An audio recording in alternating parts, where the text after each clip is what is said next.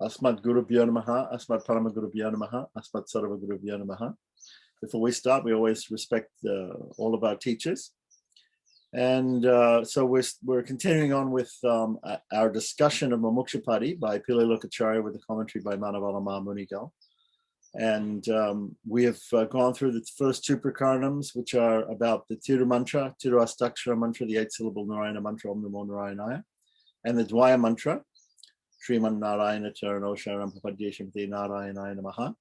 We are now entering into the Charma Sloka Prakarnam, which is the third part of the book about the Krishna Charma Sloka, Bhagavad Gita 1866, Sarvadhamam Paritaja, Mamekam Sharanam Bhaja, Ham Twara Sava Papebhyo, Moksha Yishyami Masuchaha.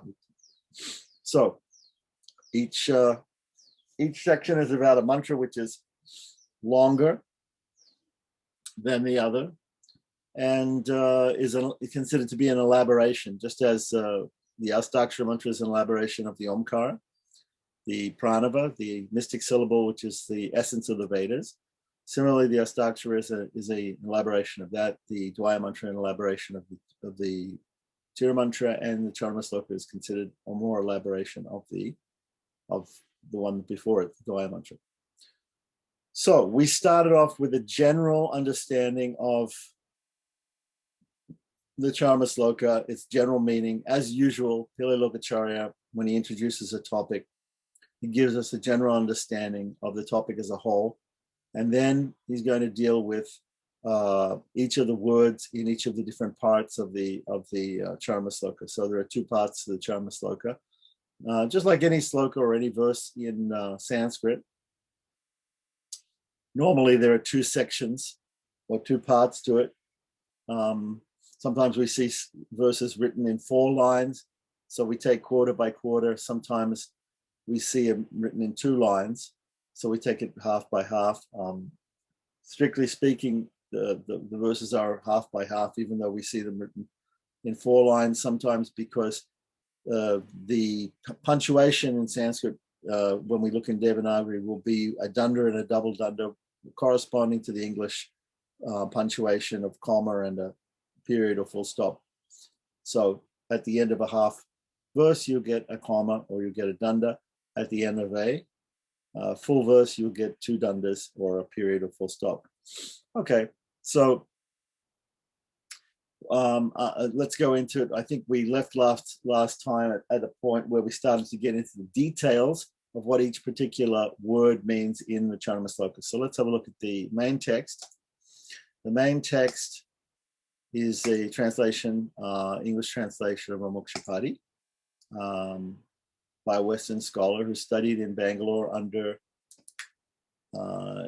E. Bhuvarahan Swami, who was a great acharya. And okay, so I think last time we can just go back one. I think we discussed this sutra number 190, which says that the first set that the Charma Sloka is going to be broken up into 2 sentences, or two half verses.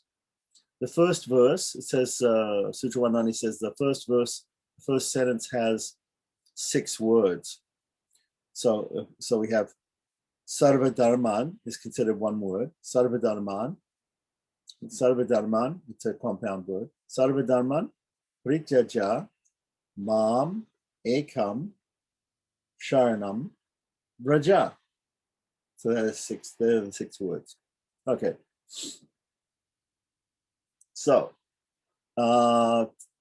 Sutra 191, Sarva, the compound word Sarva Dharman, and Sarva means all, and Dharman means dharmas, means all dharmas. So this compound has 3 parts. The word dharma, right? The plural ending, which is an, right? And the word sarva. In order to give the meaning of all 3, he first presents the definition of dharma. So we're going to have a definition of dharma coming first. So Sutra 192. A dharma is something which is a means or sadhana, right? The other word in Sanskrit that we use for the English word means is upaya. So is the sadhana or the means or the upaya, right, to the result or the phala. So remember, we in Sri Vaishnavism we have these three broad topics: tattva, hita, and purushartha. So the phala here, or the goal, or the result, as we've talked about many times, is what we call moksha, or liberation, or freedom from this world of birth and death and the cycle of samsara, and going to Sri Vaikuntha, the abode of the Lord, the highest abode, the supreme destination, and serving the Supreme Lord eternally there. So that is the result. That is the phala, or the fruit, right? The general fruit that we're aiming at through the process of sharanagati or pravati, or surrender to the Lord. And so the means, or the upaya, as we've discussed many times, in Sri Vaishnavism, the primary means and the primary goal are the same. The service of the Lord and the Lord himself are non-different. And so therefore the Lord is the means and the Lord is also the goal, the ultimate goal. So here, a dharma is being given. The word dharma in Sanskrit can mean a lot of things. It means righteousness, religiosity. It can mean a lot of things. True nature, you can say. Here he is giving the definition that dharma is a means, or is a sadhana. Dharma is a sadhana, which is used to reach a result. Since the word dharma extends to include sadhanas to material results, he excludes these. Okay, so there are, in general, if we talk about dharma, if we talk about means, it could be means to other results, material results. So we want to exclude these because here we're talking about the result of moksha, right? So there may be means of getting riches, there may be means of getting sense gratification, there may be means of deriving happiness, or career advancement, whatever material goal you have. There may be some means for that, but we're not talking about those means here. We're talking about the means to the result of moksha, or liberation. Okay, so let's have a look and see these first couple of sutras. Let's see what P.B. Nangacarya says in his commentary about these particular things. So there's a little bit of a difference in the numbering system of the Mumuksupadi Sarata Dipika, which is the short commentary by P.B. Nangacarya of Kanchipuram. And so here it's shown as 198. So it says here, the plural form of dharman is used because the means for liberation, this is used because the means for liberation based on shrutis and smritis are many. Okay, so maybe we'll go back and we'll see exactly if we've got the right. So he's lumped a whole lot of sutras here together. He says that the first portion of this sloka is in 6 parts. So we covered that in the other edition. But the first part of the Charma sloka has 6 words. In that the first part, which is Sarva Dharma, means all dharmas. Dharma is that which is the means towards a particular end. Okay, so that's a similar definition, the same definition as what he gave, what is given in the other edition. Since this prakaranam, or this section of the book, in the 3 prakaranams, right, is about the means for liberation, the dharma term used here is about the means for that liberation, and not about means for either temporary goals of this world or goals of another world, such as heaven, meaning swarga, the abode of a higher abode within this material world of the devatas, or higher planetary systems. So, okay, so that's very clear. Okay, so then he goes on. to say that the plural form of the word, dharman, right? So dharma in Sanskrit is what we call akaranta pumlinga, right? So it's, I'm not sure actually if it's pumlinga or napumsakalinga, but it's a masculine or neuter word, and it ends in a. It's an a ending word, and the a ending words Krishnaha, Krishna, Krishnaha, or we say dharma, dharman, dharmaha, dharmao, dharmaha, dharman, dharmao, dharman. Dharman is accusative or dutiya vibhakti, accusative plural of dharma. The accusative plural. The word accusative means simply we use that word in as an object in the objective case in a sentence. So dharman means plural. It's plural. So it's a plural form. So it's not talking about one dharma. It's talking about many. There are different. There's more than one, and plural in Sanskrit means there's more than two also. Because in Sanskrit, unlike other languages, we have singular and plural, but we also have another thing called dual, which applies to two things. So because in nature, there are many things which come in pairs. So therefore, Sanskrit uses a special term when things come in pairs or there are two things together. So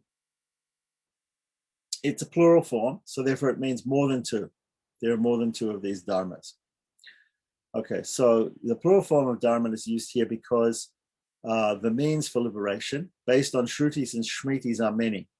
And we know that because if we look first of all, if we look at the shrutis are the Upanishads. The Upanishads deal with the philosophical part of the Vedas. And if we look in the Upanishads, there are what we call 32 Upanishadic vidyas. So these vidyas, the word vidya means knowledge, but in fact, it indicates here a way to knowledge or means of knowledge. So the means of knowledge of what? A means of knowledge of Brahman, a means of knowledge of spiritual things. And so there are 32 meditations or processes mentioned in the Shrutis, in the Upanishads, right, which lead to the knowledge of the Supreme Lord, Sriman Narayana, or some people say Brahman, spiritual things, the spirit, the Supreme Spirit. Okay, so that's for a start. So in the Shrutis, there's 32 of these things. So these can all be considered dharmas. So that means there's 32 of them. Now, one of those, which is spoken of in the Chandogya Upanishad and some other places, is called the Nyasa Vidya. It is the system of Nyasa. And Nyasa, as we know, Nyasa in ritualism means the placement of mantras on different parts of the body, right, during ritual worship. It also means, we also hear the term Paranyasa in the northern school of Sri Vaishnavism, the Wadagalai Sampradaya, the Deshika Sampradaya, they offer the burden of all their sins and their merits, their sins and merits are all offered up to the Supreme Lord in an act of surrender or property, which is done, called Paranyasa. So it means Para means the burden, and Nyasa means placement, placing it at the feet of the Lord, so that he can accept it and take that away. So Nyasa, and then we have another word, Sannyasa, that we know. Sannyasa is when somebody renounces. There are different stages in a person's life, and some people, they take to a very renounced stage of life at the end of life, and looking forward to the next life or to the liberation at the end of this life, and that is called sannyasa. Sannyasa, and sannyasa is described in the Bhagavad Gita. Sannyasi to yogi chan and niragni chakriya, he performs no work and lights no fire, the sannyasi. So sannyasi is a renounced person. Renouncing means he has taken shelter of the Supreme Lord Sriman Narayana. He's completely surrendered to the Supreme Person. So a sannyasi can mean one of the different stages of life in the social order, Varnashrama in India, but it can also mean, sannyasi can also mean a person who is simply surrendered to the Lord. Nyasa. So Nyasa has to do with surrender. So this is one of the 32 Upanishadic vidyas. So these are spoken of in the Shrutis, in the Upanishads. So now in the Smritis, like Bhagavad Gita, which is part of the Mahabharata, which is an itihasa or history, right? And then in the Puranas, there are also many descriptions of different processes that can be gone through, religious processes that can be gone through to try to attain liberation. Now, another reason why in the Shrutis, the processes are called vidyas, knowledge, is because of the idea of jnanat mokshaha, jnanan mokshaha. You can say it in either way. So jnanat means from knowledge comes liberation. And we agree with this. This is a statement most often proposed by Adi Shankaracharya, who thinks that simply by gaining knowledge of spiritual things, we become liberated, right? So we agree with him, but we don't agree with the exact knowledge that he says. He says the knowledge that you'll attain liberation by is the knowledge that everything is one, homogeneous spiritual entity called Brahman that has no qualities. We don't agree with that. We say the knowledge that will lead to Brahman is the knowledge that we are, in essence, the servant or the slave or the possession of Sriman Narayana. That is the knowledge. That is the knowledge. When we understand that fully, that is the knowledge which will lead to liberation. So part of attaining that knowledge is the process of property or sharanagati simply requires us to come to that knowledge, which is natural to us. This is our natural state, that we are a servant or slave or possession of the Supreme Lord. And simply by realizing that, we're going to attain that status. Well, we already have that status. It's just a matter of realizing it. So again, jnanat mokshaha, we agree with that statement, but not the specifics of that Shankaracharya says that knowledge means realizing some impersonal type of without qualities spiritual entity. So we don't subscribe to that point of view, but we do subscribe to the actual process, the process of liberation being one of realization of the true nature and the most important nature of the self. Okay, so let's go back first of all to the main text and have a look at. Okay, so right. So continuing on, we talked about how dharma means something. It means an upaya or a sadhana, which results in the fruit, and the fruit is moksha. As we said, tattva is knowledge of the reality, right? Hita is a means, right, or sadhana, right, or upaya, and purushartha is the goal, or in this case, liberation, right, or moksha. Okay, so then since the word dharman extends to include sadhanas to material results, he excludes these. So he's giving a broad definition of dharma, first of all, the word dharma, right?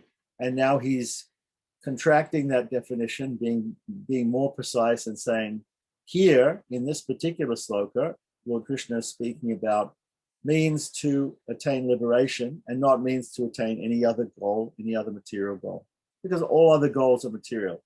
The spiritual goal is one, and that is liberation or moksha. Okay, so text or sutra number 193 says, the word dharma stated here does not refer to sadhanas for material results, which are called drista pala. Drista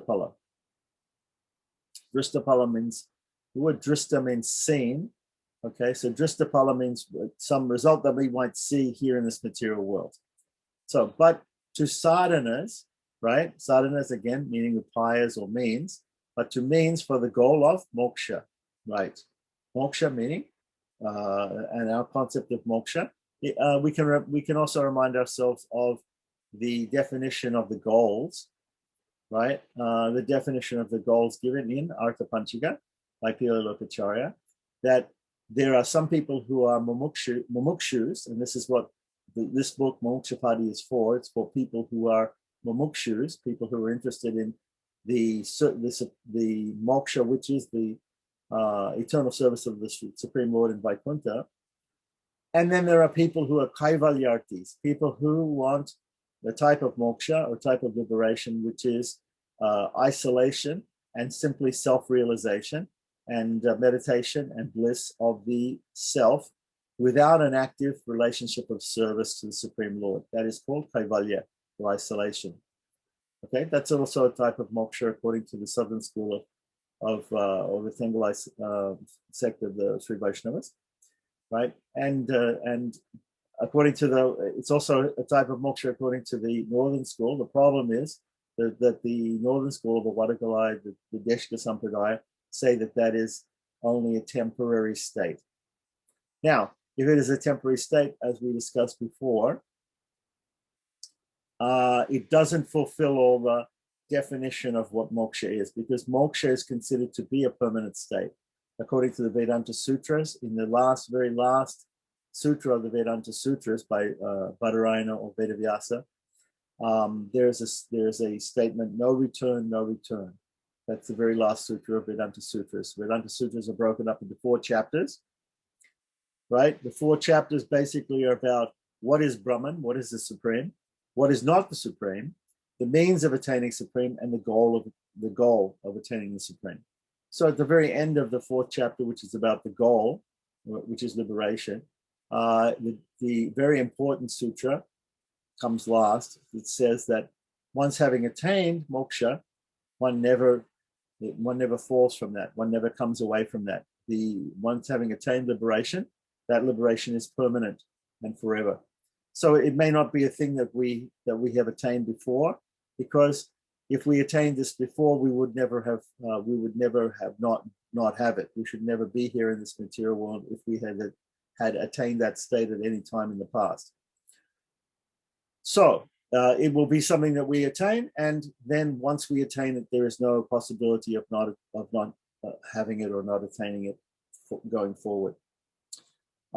So when he taught the other upayas, I'm not sure what he means here by he, whether he's talking about Lord Krishna or whether he's talking about, whether the author here is talking about Lord Krishna or the person who's teaching the upayas, or just in general, when the Lord has taught the upayas, or when the Guru has taught the upayas, or when the author of Mumuksupadi is, there's a third person, by the way. There's also the Mumukshu, who wants liberation, this type of liberation, active type of liberation. There's the passive type of liberation, kaivalyarti. And there's also a person who just wants to enjoy in this material world other goals, right? Other things like sense gratification and making money and enjoying this material world. That person is called a bubukshu. So maybe there's a book out there, somebody might write a book, Mumuksupadi, which would be for people who are just interested in material sense gratification, not interested in liberation. But anyway, this is Mumuksupadi, and we are dealing with the Krishna Charma Sloka, and the Krishna Charma Sloka is definitely about attaining moksha or liberation, and it's not about attaining any sort of other material goal. So that's his point here. So when he taught the other upayas, sadhanas to material goals were excluded. The subject that is being taught here is the ways to moksha. So mokshupaya, or mokshupayangal. So angal just is just a plural ending in Tamil. So moksha upaya means the ways, the means, the upayas to moksha, the different means to moksha. For these reasons, therefore, the word dharma stated in this context does not include those dharmas or that are sadhanas to the material results, right? That the goals are material, including worldly goals such as sons and cattle. So somebody who wants a son, who desires to have progeny, or somebody who desires to have cattle, you can replace the word cattle today with money, because we have very few people who are farmers who want to have more cattle and therefore increase their wealth by having more animals. So what people want is, so here this word cattle should be understood that any sort of material gain like money, wealth, that is what is meant here. So sons and wealth, right? These are material goals. So including worldly goals such as sons and cattle, as well as other worldly goals such as Swarga or heaven, the heaven of the Devatas, the heavenly position, or even heavenly position here in this material world. So rather, it refers only to those sadhanas or those upayas or those means to the goal of moksha, which is attainment of the Lord. And strictly speaking, and in detail, it is not just the attainment of the Lord, but the attainment of the divine service of the Lord in Sri Vaikuntha. So after this, he gives the meaning of the plural ending. Okay, so now we've explained what dharma means. Of course, sarva is very simple. Sarva means all, right? And because dharma is plural, so then we're talking about more than two ways to liberation, right? Two upayas, and sarvadharma means all of them, all of these methods of effort, all these methods of attaining liberation, right? And so he says after this he gives the meaning of the plural ending. Since these dharmas are enjoined in the Shruti and the Smriti are many, he gives a plural ending. So we just discussed this in the Sarata Dipika of Nithyananda, that there are 32 vidyas with 32 methods given in the Upanishads. Some people say 33, but 32 usually. It may be that Adi Shankaracharya or some others have decided that there might be one more. Shrutis, in the Shrutis, and in the Smritis there are also many ways which are explained. And these are many dharmas or many sadhanas or many upayas, many means towards liberation. These sadhanas to the goal of moksha, or liberation, as enjoined by the Shrutis, which need to be explained, and Smritis, which explain them, right? So what he's basically are many. Therefore, he uses the plural ending saying dharman. Okay. So here we have also, it's in brackets, the author of the book here has put that the means given in the Shrutis need to be explained. and the mention of them in the Smritis is more the explanation of them. So this is the normal system of epistemology in all of Hinduism, but specifically in Sri Vaishnavism and Vaishnavism in general, that the Shrutis or the Upanishads, the knowledge given there is considered swata pramana, or it's considered to be self-evident proof. So it doesn't need to be proved. A Vedic injunction doesn't need to be proved. It's accepted by everybody. The question is, however, what is the meaning of the Vedic injunction? So the meaning of the Vedic injunction is therefore elaborated because sometimes we find statements in the Upanishads to be a little bit obtuse. So we look to the Smritis, the Puranas and the Itihasas and the Agamas, particularly the Pancharatra Agamas, for explanations of these cryptic injunctions given in the Upanishads. Sometimes we have to look there. So the Smritis will give us explanations of the different dharmas. Okay.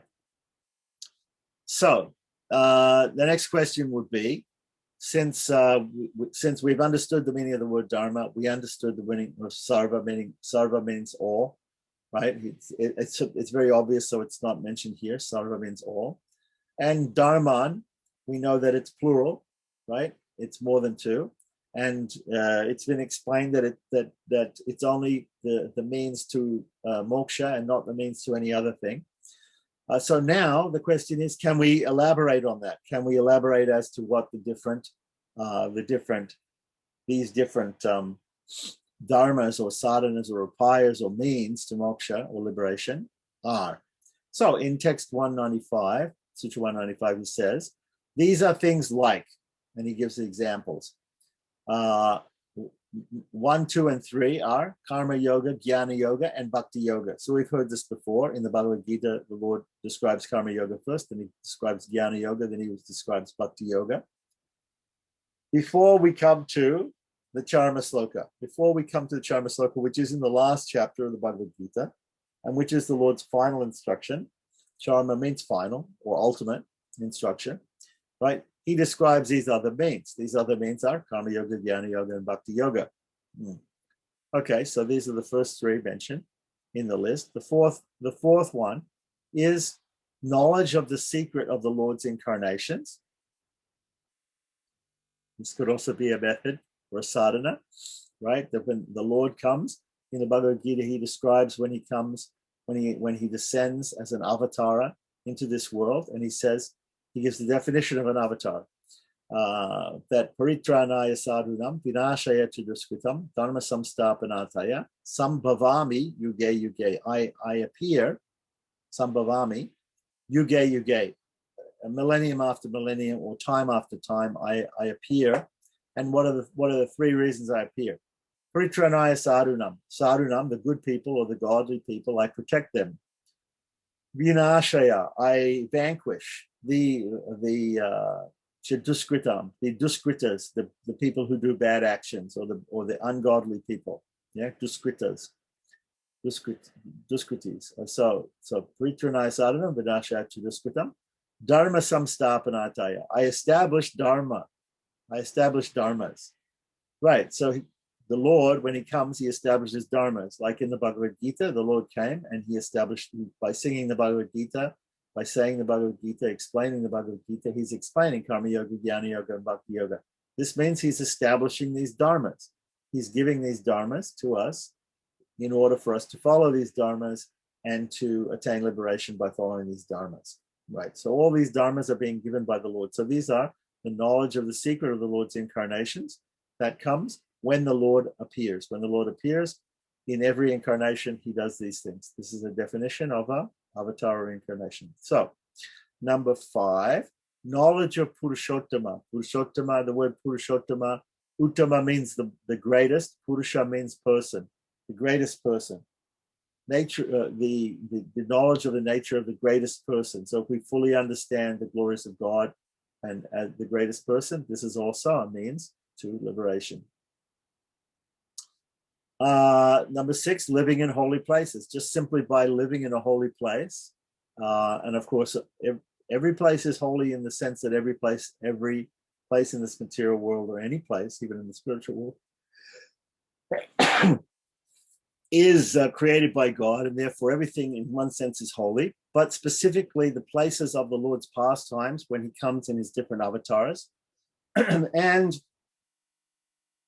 the places where also the different his devotees and refugees, the acharyas and the alwars, the different great saints and rishis have performed their pastimes, right? These places are considered holy. The places which are holy also contain temples of the Lord, which are spoken of by the Alwars in their 4,000 Tamil verses of Nalaya Giri Prabandham. And so we have 108 holy places spoken of there, and these are also considered holy places. They're called in Sanskrit Divya Deshams, Divya Deshas. So Divya means divine, Desha means a place, a holy place, living in a holy place. Living in a holy place. So just living in a holy place, a place which is holy, which has the Lord's deity in it. We can include our house here because we have a puja room, we have a place where we worship the Lord specifically in the house, and therefore this is also a holy place because the Lord agrees to appear in the archa form, right? Remember, there are these 5 different forms of the Lord which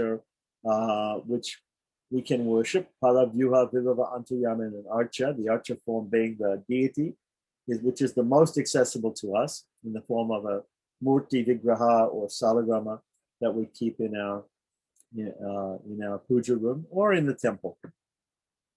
So we can visit and we can immediately see the Lord and offer worship to him. So living in a holy place, that's another thing. We can also go to different holy places and we can see the temples of the Lord there, bathe in the holy rivers and tanks of water in those places, associate with the other saints and Vaishnavas and Bhagavatas, rishis, and holy people who are there in those places. So these are all reasons for living in holy places, which is considered here, it's given in the list of dharmas. So then reciting the Lord's holy names. Reciting the Lord's holy names. We can chant the 1,000 names of Vishnu, Vishnu Sasunama. And there are many other mantras like Astakshara, Dvaya mantra, Charmasloka, many other mantras mentioned in the Shrutis and Smritis, like we even have the Harirama Maha Mantra given in the Kalishantra and Upanishad. We have the Gopala mantra given in the Gopal Tapani Upanishad. We have Narasimha Anushtub mantra given in the Narasimha Tapani Upanishad. We have Rama mantras given in the Muktika Upanishad and Ram Rahasya Upanishad and the Ram Purvan Uttara Tapani Upanishads. So in the Upanishads also there are mantras, and then there are also mantras in the Smritis like the Puranas and the Pancharatras. There are many other, and these are all made up of holy names of the Lord. And then we can just simply take the names of the Lord and we can chant them either in the vocative case, O Achyuta, O Ananta, O Govinda, O Krishna, O Rama. We can chant those names. Or we can recite them during ritual worship, Om Kesavaya Namaha, Om Narayana Namaha, Om Madhavaya Namaha, like that, with the respective dative case ending and adding Namaha, and we can use those holy names in our ritual worship also. So there are many different ways of reciting the holy names of the Lord. That can also be done. And by the way, in this particular age, the Kali Yuga age, the last age or the Iron Age or the winter of spiritual ages, right?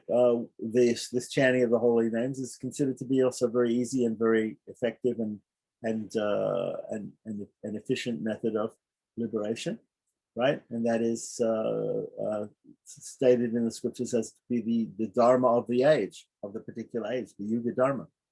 So that is also possible. Number 8, lighting sacred lamps. Okay, so this will be part of Bhakti Yoga. All these things are part of Bhakti Yoga. Shravanam, Kirtanam, Vishnu Smaranam, Padasevanam, Archanam, Vandanam, Dasyam, Sakyam, Vedanam is a verse given by Prahlad Maharaj, or Bhakta Prahlad, the son of Hiranyakashipu, who was a great Vishnu Bhakta in the Bhagavad Purana or Srimad Bhagavatam. He has mentioned this called Navada Bhakti. There's also another list of Navada Bhakti given in the Ramayana by Lord Rama. But in any case, Bhakti Yoga, the activities of Bhakti are divided up into these 8 sections. Shravanam, Kirtan means hearing the glories of the Lord, or hearing the Lord's holy names. Shravanam, Kirtanam, chanting the glories of the Lord, or chanting the names or mantras of the Lord. Shravanam, Kirtanam, Vishnu Smaranam, remembering the Lord, always remembering the Lord, always remembering Sriman Narayana. Padasevanam means worshipping the feet, means in the Padasevanam and Archanam. Archanam means iconic worship, or worship of the Lord in deity form. At that time when we worship the Lord, and we may light lamps and offer those to the Lord, or use those to have a wonderful darshan or sight of the Lord in his Archa Avatar form. Okay, so lighting lamps, that's also considered a way. 9, making garlands for the Lord, etc., which are done with the thought that these are upayas. So all of these things are mentioned in scriptures. So making garlands, or offering clothes, offering ornaments, offering bath, ritualistic sacred bath to the icon of the deity of the Lord. These are all part of the Archana system. So Shravanam, Kirtanam, Vishnu Smaranam, Padasevanam, Archanam. Dasyam, becoming a servant of the Lord. Sakyam, becoming a friend of the Lord. Dasyam Sakyam, Atmanivedanam, offering everything or surrendering unto the Lord. These are all different parts of Bhakti Yoga. Okay, so in general, this is a compilation or a list of different upayas. These are all done thinking that they are methods or upayas or sadhanas or means to liberation. These dharmas, which he has previously stated to be many, include the following. So here's the explanation by Manavallabha Muni in more detail about the list given by Pililokacharya above. Number one, Karma Yoga, which is said to be an independent means to moksha. King Janaka, apparently, the father of Sita Devi, is said to have attained liberation through only perfection. So it says, Karma Yoga, which is said to be an independent means to moksha or sadhana, in the passages, and there's a passage, by works alone, Janaka and others attained perfection. So here it's mentioned that even others, there are others, but specifically the example given of somebody who attained liberation through Karma Yoga. What is Karma Yoga again? It's performing these different activities and offering the fruit back to the Supreme Lord of those activities. So in the footnote, it says that here,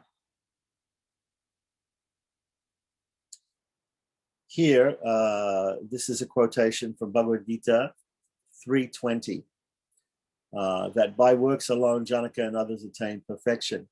Therefore, always perform without attachment to. Therefore, always perform without attachment to work that ought to be done. So that's the sloka before that, or the verse before that, Bhagavad Gita 3:19. So that is Karma Yoga. Okay, so Karma Yoga is the possibility for a sadhana or upaya or method of attaining liberation. Number two, Jnana Yoga. Jnana Yoga, which is attained by karma, by works, right, as stated in the passages. All such works together, O Partha, culminate in wisdom or jnana. And this is a quotation from Bhagavad Gita 4:33. So here, in order to explain Karma Yoga, Jnana Yoga, and Bhakti Yoga, Manavala Mahamuni he is mentioning these particular sadhanas or dharmas or upayas or methods to liberation, and he's mentioning where in Bhagavad Gita they are mentioned. So in this world, there is no purifier equal to wisdom. That's also from Bhagavad Gita 4:38. And the fire of knowledge, jnana, which turns all karma into ashes, burns it all up, burns up the karma. So that is a Bhagavad Gita, again, 4:37, the verse just before the last one. So that is Jnana Yoga. So that Jnana Gnir, I forget the actual verse, but anyway, so that's that verse 4:38 and 4:37. So then three, Bhakti Yoga, coming to Bhakti Yoga, so we have the yoga of works, the yoga of knowledge, and now the yoga of devotion, Bhakti Yoga. So Bhakti Yoga, which is accompanied by karma and jnana, right? So Bhakti Yoga in itself involves understanding the knowledge of the scriptures, and also involves doing some actual work or some efforts. It's not just simply a meditation, and it's not just simply work, but it involves both scriptural understanding and also work.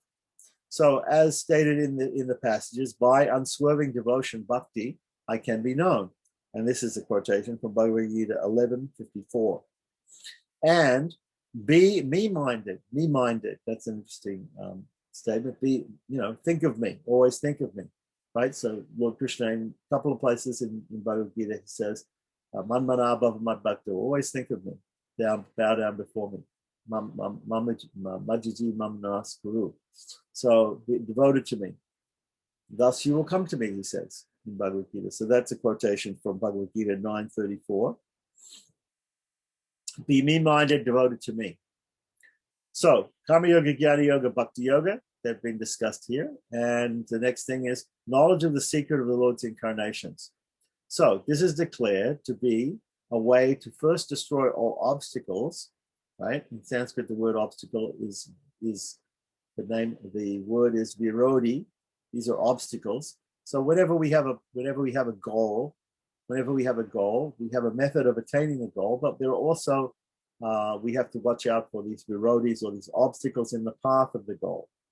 Right, so we have to be careful of that, because you will, even though you're performing the method to attain the goal, there may be something which is stopping you from attaining the goal, and that would be a virodhi or an obstacle. So knowledge of the secret of the Lord's incarnations, which is declared to be a way to first destroy all obstacles and then attain the Lord, as in the passage, quote, he who truly knows my divine birth and actions does not go to another birth after relinquishing this body, Arjuna, he goes to me. And this is a quotation from Bhagavad Gita 4.9. Janma karma chamedevyam evam yogati tatpadaha taktva deham puna janma naiti mamiti sojuna. He doesn't go to another birth. Okay, so that is that quotation. So then, continuing on, we have the fifth explanation: knowledge of the Supreme Person, Purushottama, which is said to make one into, quote, someone who has done what should be done, unquote, by granting the ultimate goal as stated in the passage. Knowing this, a man would become wise, having fulfilled his duties, O Bharata. Right? So this is Bhagavad Gita 15:20. So we're getting a list of all these important slokas from Bhagavad Gita explaining these different sadhanas, upayas, or means to liberation. So then continuing, so that is the idea that by knowing the Supreme Lord, Purushottama, the Supreme Person, right, that one will have fulfilled all his duties, all his different duties, by simply knowing the Lord, like that. Again, we can remember this phrase, jnanat or jnanan mokshaha. Liberation comes from knowledge, from understanding who is the Supreme Lord and what is our position, who we are and who he is. And therefore, when we understand that we are the owned and he is the owner, we are the controlled and he is the controller, right? We are the supported and he is the supporter, right? So what is our position vis-a-vis the Lord, in relationship to the Lord, right? So once having understood that, we attain liberation. Number 6, living in a meritorious place, which is said to grant the aim of all desires, as in the passage. This place grants all desires. So there's a passage like that, and that is attributed to the Garuda Purana, the Sri Ranga Mahatmyam. Okay, so again, the word Mahatmyam means the glories of. It's a glorification of something. So Sri Rangam Mahatmyam or Sri Ranga Mahatmyam is a glorification of the holy place, Sri Rangam, which is the number 1 Divyadesham or holy place. It's spoken about by the Alwars in there, 4,000 divine songs in Tamil, in Nalari Divi Prabandham. So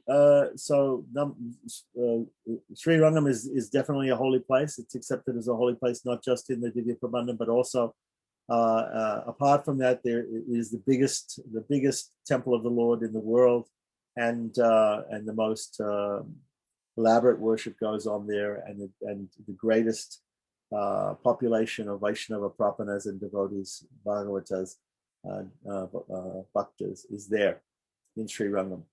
So Sri Rangam is definitely a very holy place.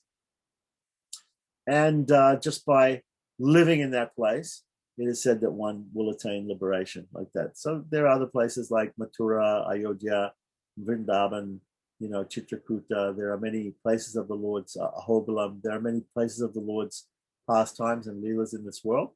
And these are all meritorious to live in, spiritually uplifting to live in these places, leading to moksha. So number 7, reciting the holy names of the Lord, which is declared to result first in destruction of all sins, right? And then in attainment of the Lord, as in the passage, quote, his soul purified of all sin, he goes to the eternal Brahman, right? The eternal spiritual abode and spirit, right? That is from the Mahabharata, 13th canto, 135th chapter, verse 30. So that is a statement there. So we've discussed before. We'll look at the other commentary that about the chanting of the holy names and reciting the holy names, not just reciting them, but hearing them and meditating upon the meanings of them. This is very important that when we chant, we should also understand what we're chanting, and we should also meditate upon the meaning of each of the different names. As we said, we've had discussion about different names of the Lord, and the most important names according to the Sri Vaishnava Acharyas, are the Vyapaka names, the names of the Lord that deal with his essential nature, which shows his essential quality of all pervasiveness, right? And so these are called Vyapaka names, and they are Vishnu, Vasudeva, and Narayana, all given, all three, in the Taittiriya Upanishad, in the Narayana Vali, the fourth section of the Taittiriya Upanishad of the Krishna Yajurveda, in the Narayana Gayatri, Narayanaya Vidmahe, Vasudevaya Dhimahi, Tanno Vishnu Prachodayat, gives all these three names. The most important out of all of them is the word Narayana, as we understood from the Tirumantra Prakarana, which talks about the word Narayana, or the name Narayana, as being the greatest name, because it involves not only Vishnu, which means all pervading within, and Vasudeva, all pervading from without, but Narayana means both from within and without. He pervades everything. So this Narayana, word Narayana, is given in the Astakshara mantra, Om Namo Narayanaya. It also comes in the Dvaya mantra, Shriman Narayana Charano Shrampavadi, Shrimati Narayana Namaha. So it comes one time in the Astakshara mantra, two times in the Dvaya mantra, and it doesn't come in the Charma Sloka, of course, because the Charma Sloka is an order by the Lord, and it's not specifically a mantra that we chant all the time like that to remember the Lord. In that sense, it's not considered one of the holy names of the Lord, the Charma Sloka, but it is one of the Lord's divine instructions, which is also non-different from him. So the Lord is non-different from his name, his forms, his pastimes, and his instructions. So he's non-different from those things. So therefore, we can also consider the Charma Sloka as a divine holy mantra. But in the sense of a holy name, no, it's not a holy name. But the holy name of the Lord Narayana is given in the Astakshara mantra and Dvaya mantra twice. Astakshara mantra once, Dvaya mantra twice. So these are just some of the meanings that we've gone through of the word Narayana, and we can understand all these different words. If we want to understand all the meanings of all the different names of the Lord, all the primary meanings of all the primary names of the Lord, we can look at the Bhagavad Guna Darpanam, which is a commentary by Parashara Bhatta, who is the son of one of the two sons of Kuresha, who was Ramanuja's main disciple or first disciple. Kuresha had two sons, Vedavyasa Bhatta and Parashara Bhatta. So the Parashara Bhatta also became the head of the Vaishnavas after the disappearance of Ramanujacharya in Sri Rangam. And so Parashara Bhatta was given this task of writing a commentary on the 1,000 names of the Lord. So there are different commentaries on the different names of the Lord. So we should understand chanting the holy name of the Lord is good, right? But chanting it with understanding is even better. So that meditation on that. So Shravanam Kirtanam, Vishnu Smaranam, remembering the meaning, or remembering Lord Vishnu when we chant his holy names, remembering the meaning of those holy names. So if you want to know the meaning of the holy names with reference to the Shrutis and Shmitis, right, we can read the Bhagavad Guna Darpanam of Parashara Bhatta, which is the commentary on the 1,000 names of Vishnu. So it's very good to chant the 1,000 names, but it's even better to chant the 1,000 names with knowledge, with understanding of what they mean. So we can read that text like that. Similarly, Sripad Shankaracharya, Madhvacharya, even the Gaudiya Acharyas, Baladevi Vibhushana, they have also, all the great Acharyas have written commentaries on the 1,000 names of Vishnu, on the different names of the Lord, and these can be read to understand these names. So, continuing on, number 8, lighting of sacred lamps, which is said to be a way to first destroy sins and then attain the Lord, as in the following passage. So here's a quotation. So this quotation is coming from, it's attributed to Narasimha Purana, which is an Upa Purana, a smaller Purana, right? Chapter 33, verse 27, but is not found in the Bombay edition. Usually when they say Bombay edition, they're referring to a printing press in Bombay, or Mumbai, as it's called today, called Mirnaya Sagar, or Venkateshwar Steam Press, or Mirna Sagar Press, I'm not sure. But these two presses, or whether they're synonymous or whatever. These presses are very famous for putting out standard editions of the Puranas. So in this case, the Narasimha Purana, printed in Mumbai, this edition doesn't seem to have this verse, but that doesn't mean that it's not there. It just means that that particular edition, made from a particular set of manuscripts, doesn't contain that verse. So anyway, here's the quote. Listen to the result of the merit of the man who lights lamps with ghee or oil. So there can be different types of lamps using different fuels. They can either be ghee or they can be oil. Usually in North India, they use mustard oil. In Southern India, they use sesame oil for lamps. What's called in South India, gingerly oil or sesame oil. So listen to the result of the merit of a man who lights lamps of ghee or oil for Vishnu, as enjoined with devotion. So not only are we lighting the lamps, but we're lighting them with devotion. So this is a part of Bhakti Yoga.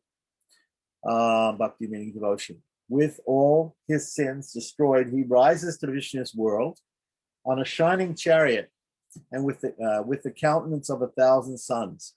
So this brilliant chariot comes and takes him at the time of death or at the time of liberation to the world of Lord Vishnu, the Paramam Padam, the supreme destination. And again, that's a quotation from Narasimha Purana 33:27. So, number 9, similarly, placing sacred garlands on the Lord's image, on the deity of the Lord, right? Garlands of flowers or garlands of tulsi wood or tulsi leaves or different types of garlands of auspicious. We could also put silk garlands on the Lord. There are different types of garlands which are offered to the Lord, which is said to be a way to first destroy obstacles and then attain the Lord. So all such things, all these 9 things and many, many other things, which are mentioned in the Shrutis and Smritis, all such things which are done with the idea that they are means or sadhanas or upayas or means to moksha, are included, right? So after this, he reveals the meaning of the word sarva. Okay, so we're going to also have a discussion on the meaning of the word sarva. As I said before, the sarva means all. So he's going to now delineate what sarva means in detail. So before we see this, let's go to P.B. Nangacharya and see what he says about the previous sutras. Okay, so continuing on with P.B. Nangacharya's commentary, the sutra here says, what are these means? So we just discussed the means or the sadhanas or the upayas to moksha. He says the karma yoga, which is an independent means, right? Karma yoga, which is an independent means, karma naiva hi samsiddhim, right? And he gives the quotation. The jnana yoga, which is the effective karma yoga. So jnana yoga comes after karma yoga. So we perform works and we offer the result of those works to the Lord. And we then study the scriptures and try to understand the meaning of the scriptures and try to understand the Lord. That is called jnana yoga. So karmanaiva, kamanakilam partha, jnani samapyate. Bhakti yoga, which is made up of karma and jnana yogas. So karma and jnana assisted bhakti yoga, right? So as in the sloka, manmana bhava mad bhakta, right? Become my devotee, always think of me, right? The knowledge of understanding of his avatars, janma karma chame divyam. He's giving all these quotations from Bhagavad Gita as was given in the other text and with the numbers, which is the tool for reaching him. Purushottama vidya, again, the word vidya is being used here as a process of attaining spiritual knowledge, right? So vidya means knowledge. If you literally translate vidya, it means knowledge. But here it means a process of attaining knowledge, and it refers to, in most cases, the 32 Upanishadic vidyas coming from the Shruti or the Upanishads. So Purushottama vidya, etat budva buddhiman syat, right? Krita krityas chabharata, right? Living in a holy place. Deshayam sarva kamaduk, right? Singing and reciting his divine names, which leads to him. Sarva Papa Vishuddhatma Yati Brahma Sanatanam. We know this from Vishnu Sasunama recitation. That's one of the verses in the Palashruti. The Palashruti is gives us a list of all the benefits of chanting the holy names of the Lord in Vishnu Sasunama. So we have that. Sarva Papa Vishuddhatma. He is purified of all his sins. Sarva Papa, all his sins are purified. Vishuddhatma. Yati Brahma Sanatanam. And then goes to supreme abode, Paramapada, Sri Vaikuntha, the topmost place. So lighting lamps for him, for the Supreme Lord, making foul garlands for him, and such things which destroy sins and lead to him. Good. Okay, so this is a full understanding. So continuing on, the next sutra says, since the plural form has already been used for dharmas, dharman, why the use of the word sarva along with it? So this is interesting because there's such a thing in Sanskrit and in most other literature also around the world in different languages, that there's the science of poetics. And when we look at the science of poetics, we can analyze different poetic creations, and the Bhagavad Gita is a poetic creation. It is in verse form, right? We can analyze it from the point of view of poetics and not just from a spiritual point of view. And therefore, there are, when people are writing things, there's such a thing as literary criticism. And literary criticism means we look at the words and we see if are there any defects. Has the author used used correct words, or what's he mean by using a particular adjective or a particular noun or a particular way of saying something? Has he used a particular grammar, passive or active voice? How elaborately has the author described things? Is it a very simple statement or is it a very elaborate statement? So there's a fault in poetics where we in English we would call this redundancy, right? So if I say something like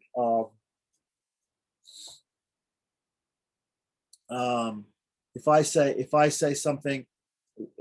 say something in two different ways, right, it is considered to be redundant, so it might be a fault if I write that in a sentence, right?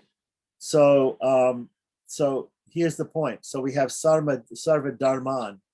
So what would be the point of putting the plural ending? The plural ending means that there's many dharmas, but the word sarva means that there's also many dharmas, right? So why not just say dharman? If we just say dharman, why do we have to have sarva at all? Because we've already said dharman, which means more than two dharmas. So why say sarva? Why use that word sarva? Is it not redundant to use the word sarva? Because we've already put the word dharman in a plural case, has a plural case ending. So when following the above, since the plural form has already been used for dharmas, i.e. dharman, why use the word sarva along with it? When following the above explained means, as each of them are followed, there are things such as Sandhya Vandanam, the 5 sacrifices, which is called Vaishvadeva, the Panchamahayagyas, which includes Vaishvadeva, right? Or which is done every day by Grihastas, right? The 5 sacrifices, which are meant daily to remember and to repay the debt which we have to our ancestors, to the demigods, to other living beings in this world, right? These are called the 5 sacrifices, and other daily rituals that make these means fit to be observed. These are defined by the term sarva. So it includes, so these other things that we just discussed, all these things, right, have to also be accompanied by these other daily and occasional activities, which we call Nitya and Naimittika karmas, right? Actions which are prescribed as per the Varnashram system, right, or as per the scriptures also, either the Smriti scriptures or the Agamas or even the Shruti and the Smriti, right?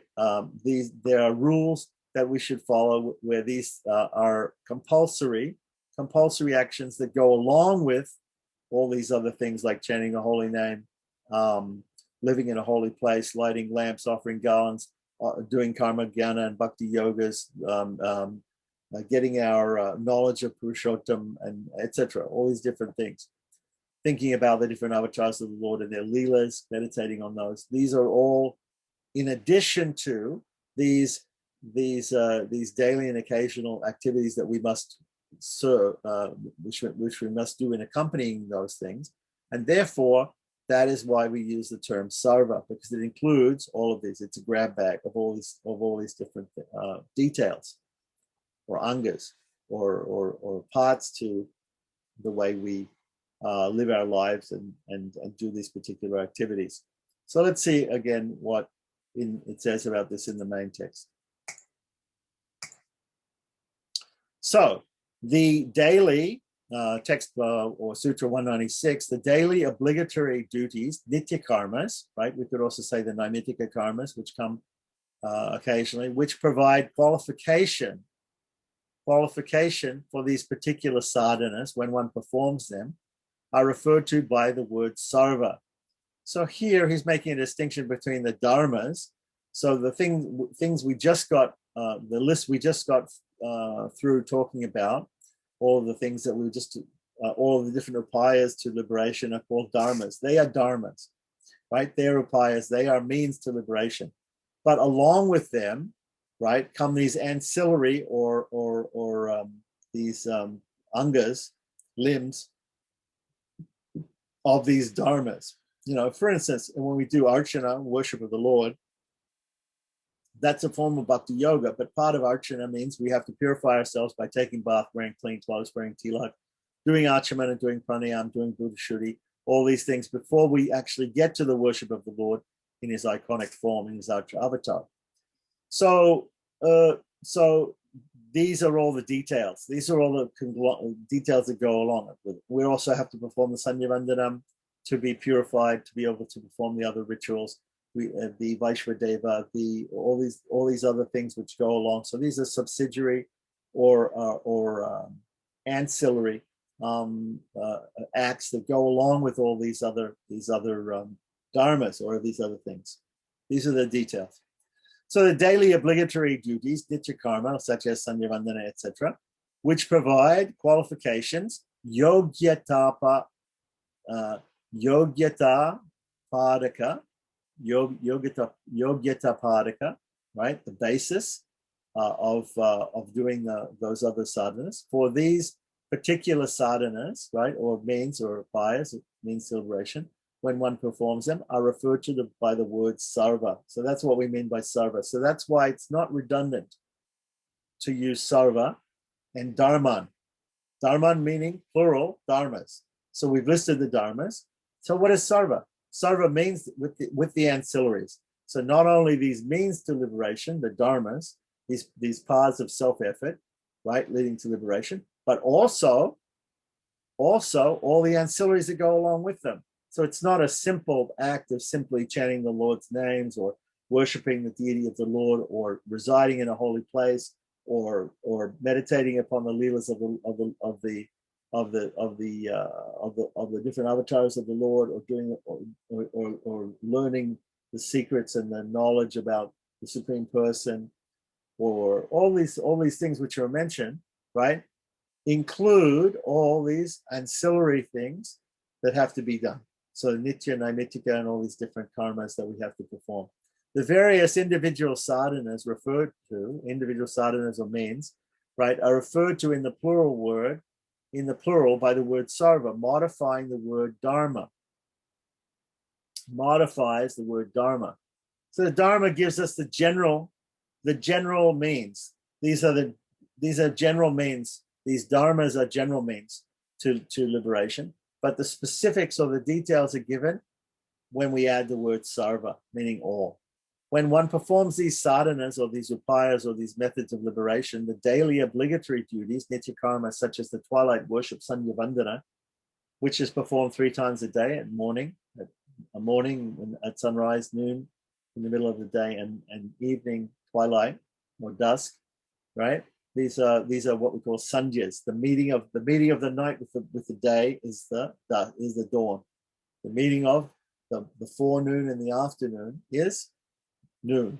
The meeting of the day with the night is dusk, like that. These are three meeting times or sannyas. And the vandana, the offering of prayers, has to be done at those three times, like that, daily, like that. There's also a fourth sandhya, the meeting of pre-midnight and after midnight. But that is usually prayers are usually only done at that time by for certain tantric reasons or certain agamic reasons, like that, and they're not prescribed this is what we're talking about here is mostly Vedic Sandhya Vandana, which describes the worship of Sriman Narayana in his form as Surya Narayana in the sun globe, with the Savitri Gayatri, which is a mantra, a Surya mantra, Surya Narayana mantra, and the meditation and offering of Arghya and Gayatri Japa. So these three times. So naturally, these are performed when the sun is coming up, when the sun is going down, and when the sun is at its full strength at noon, right? Whereas in the middle of the night, we can't see the sun, so it's very sort of difficult to meditate on the sun at midnight, right? When there's no sun up. So in the morning, in the evening, dusk, and at noon, we can easily worship the sun or worship the Supreme Personality of Godhead, Sriman Narayana, in his appearance as the sun, like that. So that's why the Sandhya Vandana is performed at those three times and not at the fourth time. But still, the fourth time is also considered a Sandhi time, a time of transition from pre-midnight to post-midnight, just as the others are the transition from night to day, dusk, dawn, forenoon to afternoon, noon, and evening or day to night, the evening dusk. Okay, so that's about twilight worship and the five great sacrifices, which are called Pancha Mahayagya.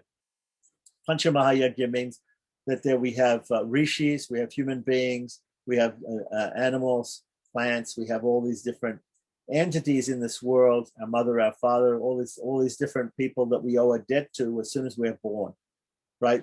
The devatas, they provide us with water, they provide us with air, they provide us with food, the plants and the animals and all these creatures, all these sentient beings, and even the Supreme Person, they have to be thanked. And so there's a system every day which is mostly done by Trivarnikas, Brahmanas, Kshatriyas, and Vaishyas, the intellectuals, the administrative, and the entrepreneurial class, right? Is usually done every day. This is and by the grihastas, the people who are householders.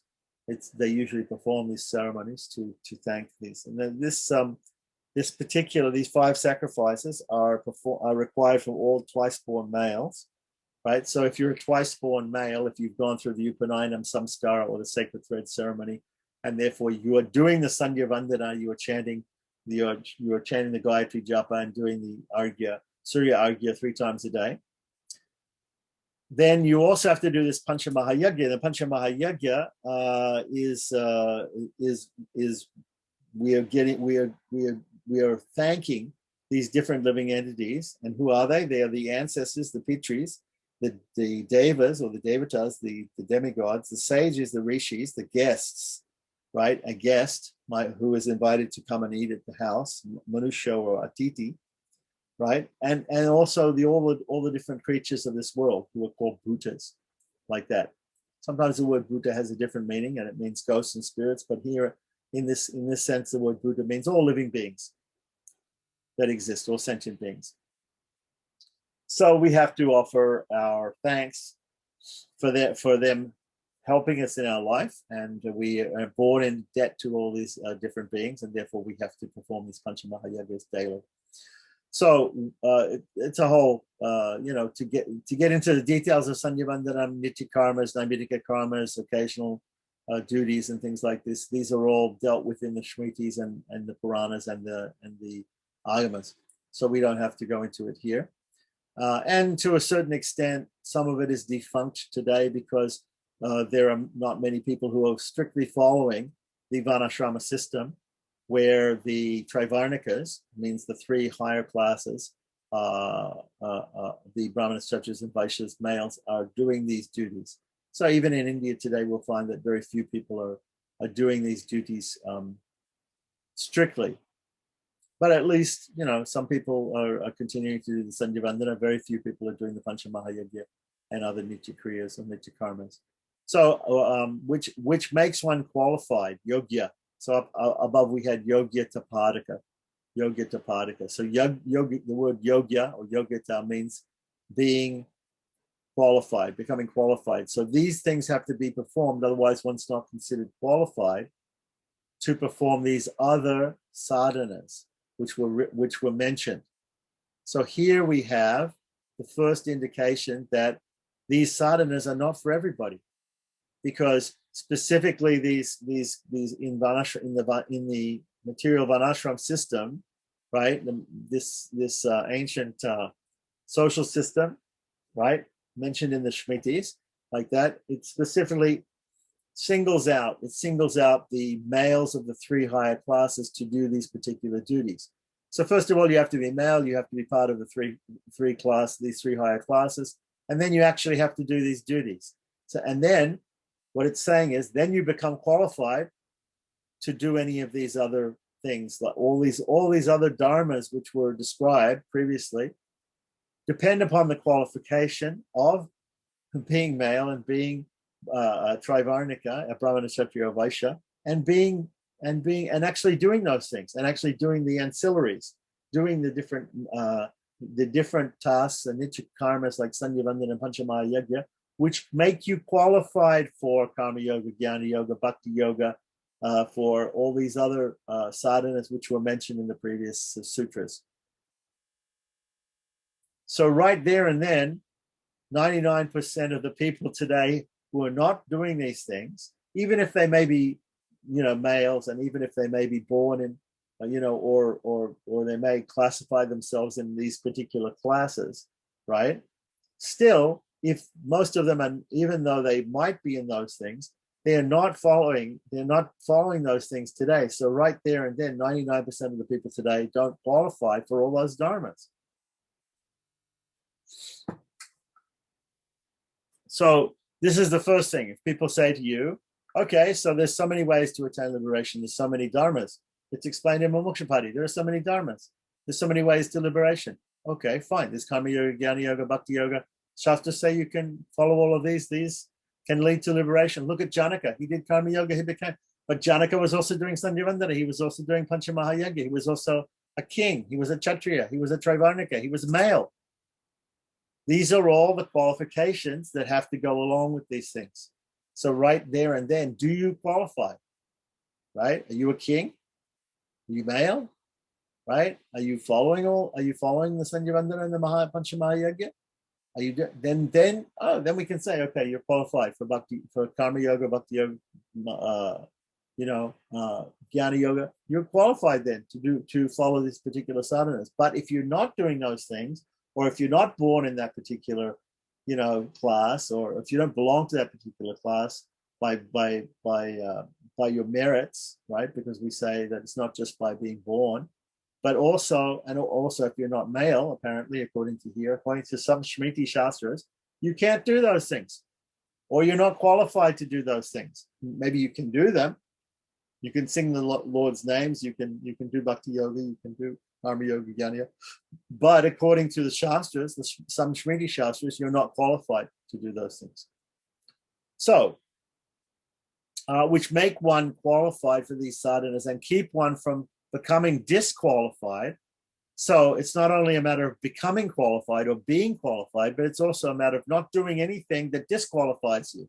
So you're doing Sandhya Vandana, but if you stop one day, you become disqualified. If you don't do Mahayagya one day, you're disqualified. If you don't constantly do all these things, you're disqualified. So if you commit some mistake, or if you commit some sin or something like that, you become disqualified from these things. There are sins that will kick you out of a particular class or caste, right? If you, for instance, you're doing Sandhya Vandana. I'll just give you an example from Manusmriti or from the Smriti Shastras. there's such a fine line here. I'll give you an example. Sandhya Vandanam. When we do Sandhya Vandanam, we do Gayatri Japa and we chant the Gayatri mantra so many times. Okay, if you do Sandhya Vandanam in the morning and you do not stand up while you're chanting during your Gayatri Japa, you lose your caste. If you do Sandhya Vandanam in the evening and you do not sit down when you chant Sandhya Vandanam, you lose your caste. So there are some very, very strict and detailed rules for these ancillary acts which have to go along with these dharmas which are mentioned. And if you break them, then you no longer are qualified. You are no longer qualified for those sadhanas or those dharmas. So these things are very, very complicated. And in most cases, I can say 100%, we can find the person who shows me that he's performing everything correctly according to the Smriti Shastras today, right? I do not believe it. I know that I could find something, some detail or some mistake that would disqualify the person from these particular sadhanas. So very hard to do these things perfectly. Okay, so, all right. So for instance, so it says here, right, and keeping one from becoming disqualified, as stated in the passage, one omitting the twilight worship is eternally impure and unworthy of all rituals or karmas. This is a very famous passage, right? A very famous passage, and just look at the footnote here. This is from the Daksha Smriti 227, right? And we can find this verse before. I think I've published this verse before, but it says basically that if you don't perform Sandhya Vandana, you're considered always impure. And therefore there's no other ritual, there's no other sadhana, there's no other thing that you can do. You're not qualified for anything unless you do that. So that's why I've also always insisted, and I've given a very simple Sandhya Vandana for people to follow, just to become qualified according to this verse. So thus, they are also referred to by the word sarva. Thus, all these ancillary acts also are referred to by the word sarva in sarva dharman. Right? So now we have so we continue on. So he concludes what he has said, he has stated in Sutra 197. He says, as such, it refers to karma yoga and the like meaning Jnana Yoga, Bhakti Yoga, etc., all these different dharmas, which have the form of daily and occasional rites. Remember I said before it was talking about daily rites, nitya karmas. Now it's talking about nitya, naimitika adi. So beginning with nitya, beginning with the daily rites, but also including the naimitika or the occasional rites. There are occasional rites which also have to be performed, enjoined in the Shruti and the Smriti. So these are enjoined in the Shruti and the Smriti in these different Shastras. A dharma is something which possesses an authoritative injunction. So let's not get too upset about this whole issue here, because Lord Krishna is going to tell us, and we're coming up to this parityaja. We're coming up to this term parityaja. He's going to tell us we can give up all this stuff, but we should know what we're giving up, right? We should know what we're giving up. We're giving up the hassle of all this, of all these details and all these rules and regulations, and becoming qualified for different methods of liberation. And we're taking to a process of liberation where there is no qualification, that is property or sharanagati, right? Or surrender, like that. So let's keep that in mind, right? That it sounds very depressing here. Okay, if you break a little rule, then you can't do this properly. Okay, so as such, it refers to karma yoga and the like, karma yoga, jnana yoga, bhakti yoga, etc., which were discussed as these sadhanas, which have the form of daily and occasional rites, nitya naimitikadi, as enjoined in the Shruti and the Smritis. Right, a dharma is something which possesses an authoritative injunction or statement which directs one to do it. So there are these two types of statements. These are called vidhis or rules, right? So one is called a yama and one is called a niyama. So there's a positive statement and a negative statement. So the positive statement will be like, take bath, right? Take bath and then do something, right? Another one will be, don't do this. Don't sleep. What they say at the Upanayana ceremony, they say, don't sleep during the day. Don't sleep during the day. That's a specific rule which is given to brahmacharis, people who are entering the student phase of life, where they want to study about the Supreme, right? So don't, ma diva swapsihi, say ma diva swapsihi, don't sleep during the day. This is stated at the Upanayana Samskara. Okay, so an authoritative instruction that directs one to do it and not to do certain other things. As it is said, something characterized as direction, chodana, is a dharma. Okay, so here's another different, sort of slightly different modifying definition of what is a dharma. And this chodana lakshanarto dharmaha, right? That is actually a quote from the Jaimini Mimamsa Sutras, 112. So there's Mimamsa. Mimamsa simply means deliberation or discussion or So Mimamsa, when we say Mimamsa, we usually talk about Karma Mimamsa as opposed to Vedanta. So Karma Mimamsa or the Karma Kanda, just like there are Brahma Sutras which deal with the Vedanta and deal with Brahman, the Supreme, right? Similarly, there are sutras also, there are aphorisms which deal with Karma Mimamsa, which deal with the deliberation about actions, about different actions that we do, right? So in these just like Vedavyasa has written the sutras for Vedanta and for understanding Brahman, the Supreme, Jaimini has given us some sutras for Karma Mimamsa. So his sutra, he gives a definition of what dharma is, and he says something characterized as a direction is a dharma. So a rule or a direction to do something or not to do something else, right? That is considered a dharma also. So that's another definition given by Jaimini Rishi of what a dharma is. Thus, the aforementioned dharmas refer to all upayas, all means, such as karma yoga, jnana yoga, bhakti yoga, and all these other means that we discussed. And it's not limited. There are many, many, many means to liberation, okay?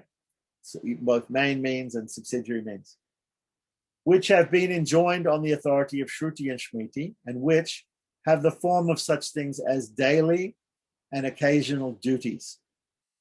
He gives the reason why these things, which ought to be called adharmas, since they're contrary to the soul's nature, are here called dharmas. Now, this is interesting because here we get Manavala Mahamuni explaining a little bit, giving a little bit of a hint about these so-called dharmas, right?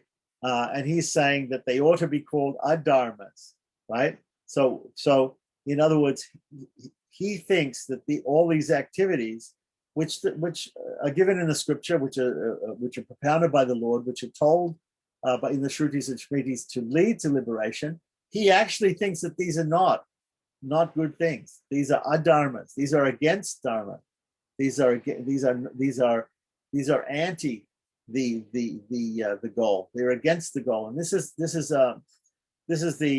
definitely the Southern school of Sri Vaishnavism. The Tengalaya Acharyas are definitely looking at these things as adharmas, right? So that's very strange. How can you say that? How can you say that chanting the holy names, doing karma yoga, jnana yoga, bhakti yoga? How can you, thinking of the Supreme Lord in his different leelas and avatars, thinking of the knowledge of the Purushottam, the greatest person, and living in the holy places and doing all these things, offering garlands and lighting lamps and things like that for the deity? How can you call these adharmas? How can you call these against religion? How can you call these the opposite of the means to liberation, keeping us here in the material world? How can you say that? How can he make such a statement? He's making such a statement because he's saying that ultimately these things are against the soul's nature. They're against the essential nature of the soul. What is the essential nature of the soul again? The essential nature of the soul is spoken by many acharyas as Shankaracharya, Vedanta Deshika, different people. They might say oh, the soul is a doer, the soul is a consciousness, the soul is this, that, and the other. You know what? The Tengalais, the Southern School of Sri Vaishnavism, the Acharyas of the Tengalai Sampradaya say the most important thing is that the soul is the property of God. The soul is completely controlled and owned and supported by God. The soul is the servant or the slave of God. He is meant only for the purpose of God. Right? That soul.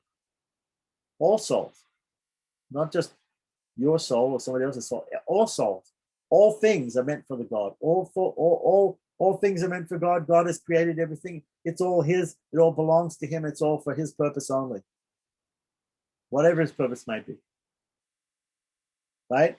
Now, if we therefore do something on our own, right? Because Shankara and different people, they say that we are doers. The soul is a doer, right? Slaves got to act like a slave. Servants got to act like a servant. Servants got to serve. If the servant does something on his own, which is not the will of the master, if the property thinks that it has its own function for itself in any way, right, then that is wrong. That is opposed to its essential nature. So that is why it says all these things, which are activities, which are forms of effort. All of these things take effort. Making garlands, lighting lamps, chanting the holy name, doing karma yoga, jnana yoga, bhakti yoga, sandhya vandana, panchama yoga. All these things take effort. And that effort, right?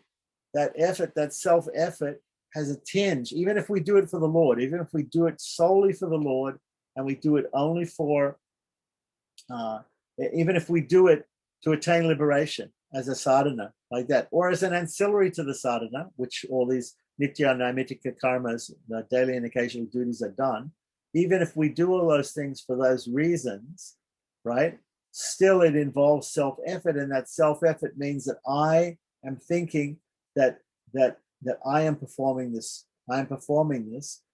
for my purpose. You have no purpose.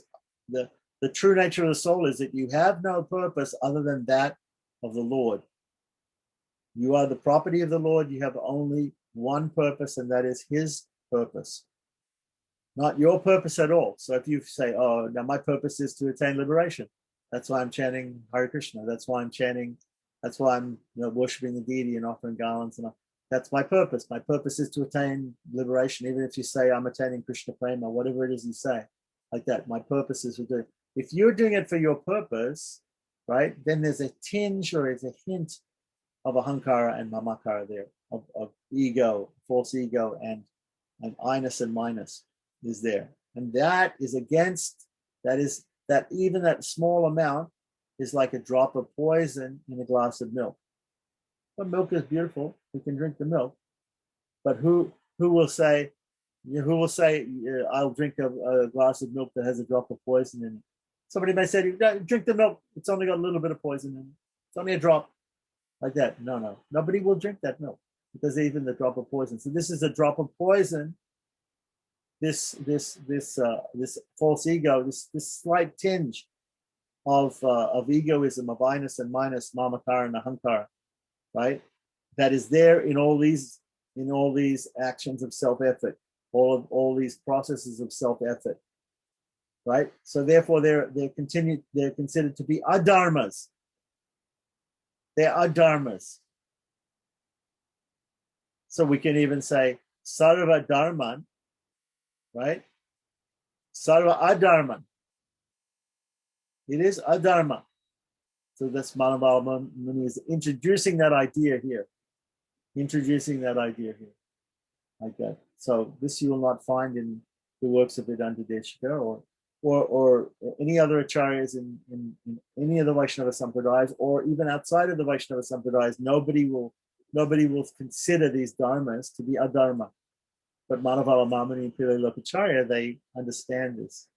They understand that the soul's nature has to be pristine, has to be the consciousness has to be pristine, right? We have to understand that even these these forms of self-effort involve some ahankara, involve some inus and minus, some ahankara and mamakara. Okay, so let's see what Vidyanangacharya has to say about what we've just been discussing. Okay, so we have we were talking about the Sanyavandana and Panchami Mahayagya now. So thus the term Sarvadharman means the many means such as karma yoga, which are made up of daily and periodic acts and are defined and declared by the Shrutis and Smritis. Right. Sarvadharman. So that's the explanation of Sarvadharman. Then he says, since these means are against the true nature of the soul, since they are against the true nature of the soul, which I just described, should they not be called adharmas? Why are they be calling dharmas? Why are they said to be proper means to liberation when they're actually improper? They're improper actions because they're actions of self-effort. They are something out of the range of the true nature of the soul. Right? Servant's got to serve. If a servant's not serving, servant's doing his own thing, right? Then servant's not a servant anymore, right? And the nature of the soul is that he is a servant, he's a slave, he's the property of the Lord. If you don't act like the property of the Lord, even a little bit, if you don't act like the slave of the Lord or the servant of the Lord, then you're not the servant of the Lord, and that's against your nature. And therefore, if we encourage people to do these things, to take up these upayas, karma yoga, jnana yoga, bhakti yoga, lighting lamps, offering flower garlands, with the purpose of reaching liberation, or chanting the holy name, whatever it is, with the purpose of attaining liberation. We're not against these things. We're not against doing these things. Let's be clear. We're not against doing these forms of devotion.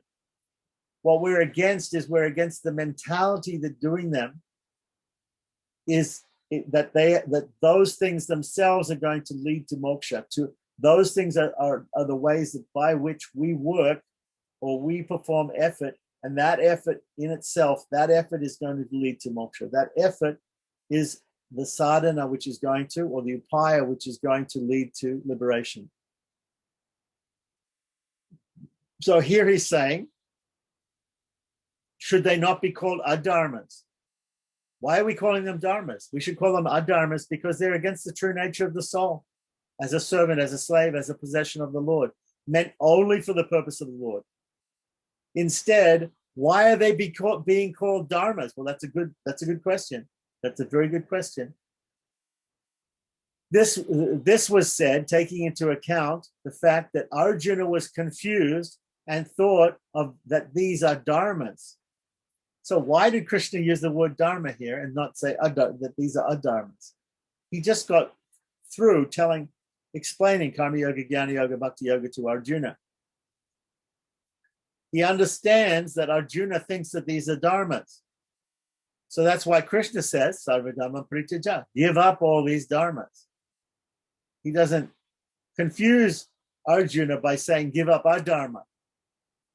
If he were to say to Arjuna, give up adharma, Arjuna would think, okay, I have to give up adharma. But adharma means killing my relatives.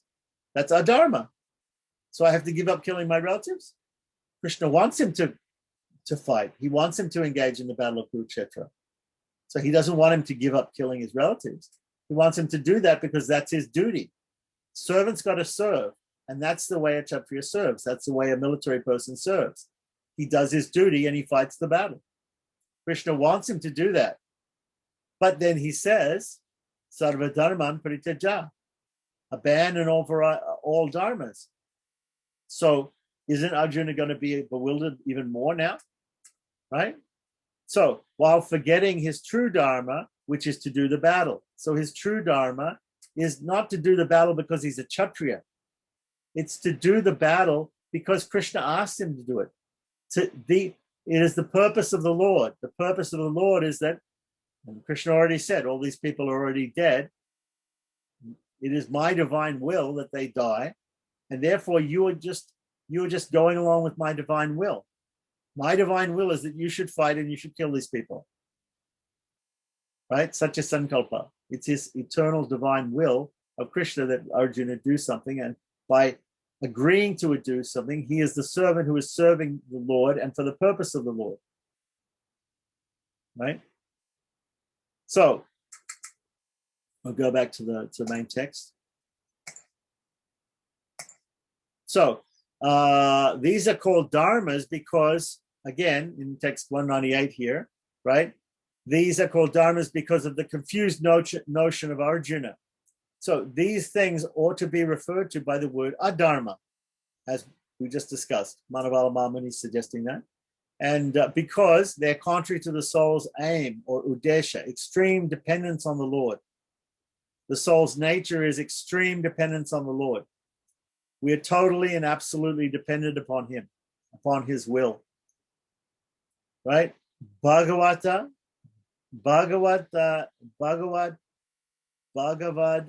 Atyanta Paratantriya.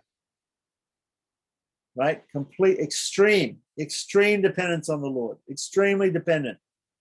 Not independent even in iota. Not even a little bit independent.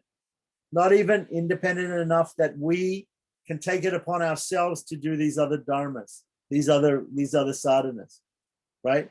We can perform these other sadhanas to moksha, right? If we truly are 100% extremely dependent on the Lord, then we are not independent in any way, shape, or form, right? Not even a little bit. But here, they are called dharmas. This is only because Arjuna is confused. So if Arjuna understood everything completely, completely the way it should be, Lord Krishna would say to him, these are dharmas. These are dharmas. Give them up. But he says they're dharmas because Arjuna is confused and thinks that they are dharmas. Right. This is because Arjuna was confused, thinking that fighting his own dharma was adharma, and these upayas were dharmas. Right. So Arjuna is thinking that his own dharma, fighting, is adharma. He didn't want to kill his relatives, and these upayas that Lord Krishna has given, right? Karma Yoga, Jnana Yoga, Bhakti Yoga, right? Are dharmas. He's thinking that. So therefore, Krishna says, give up these. Give up Karma Yoga, Jnana Yoga, and Bhakti Yoga. Right? Thus, he revealed the meaning of the first word. Thereafter, after this, he presents the second word, prityaja. So let's have a look at Pidyanangacharya again.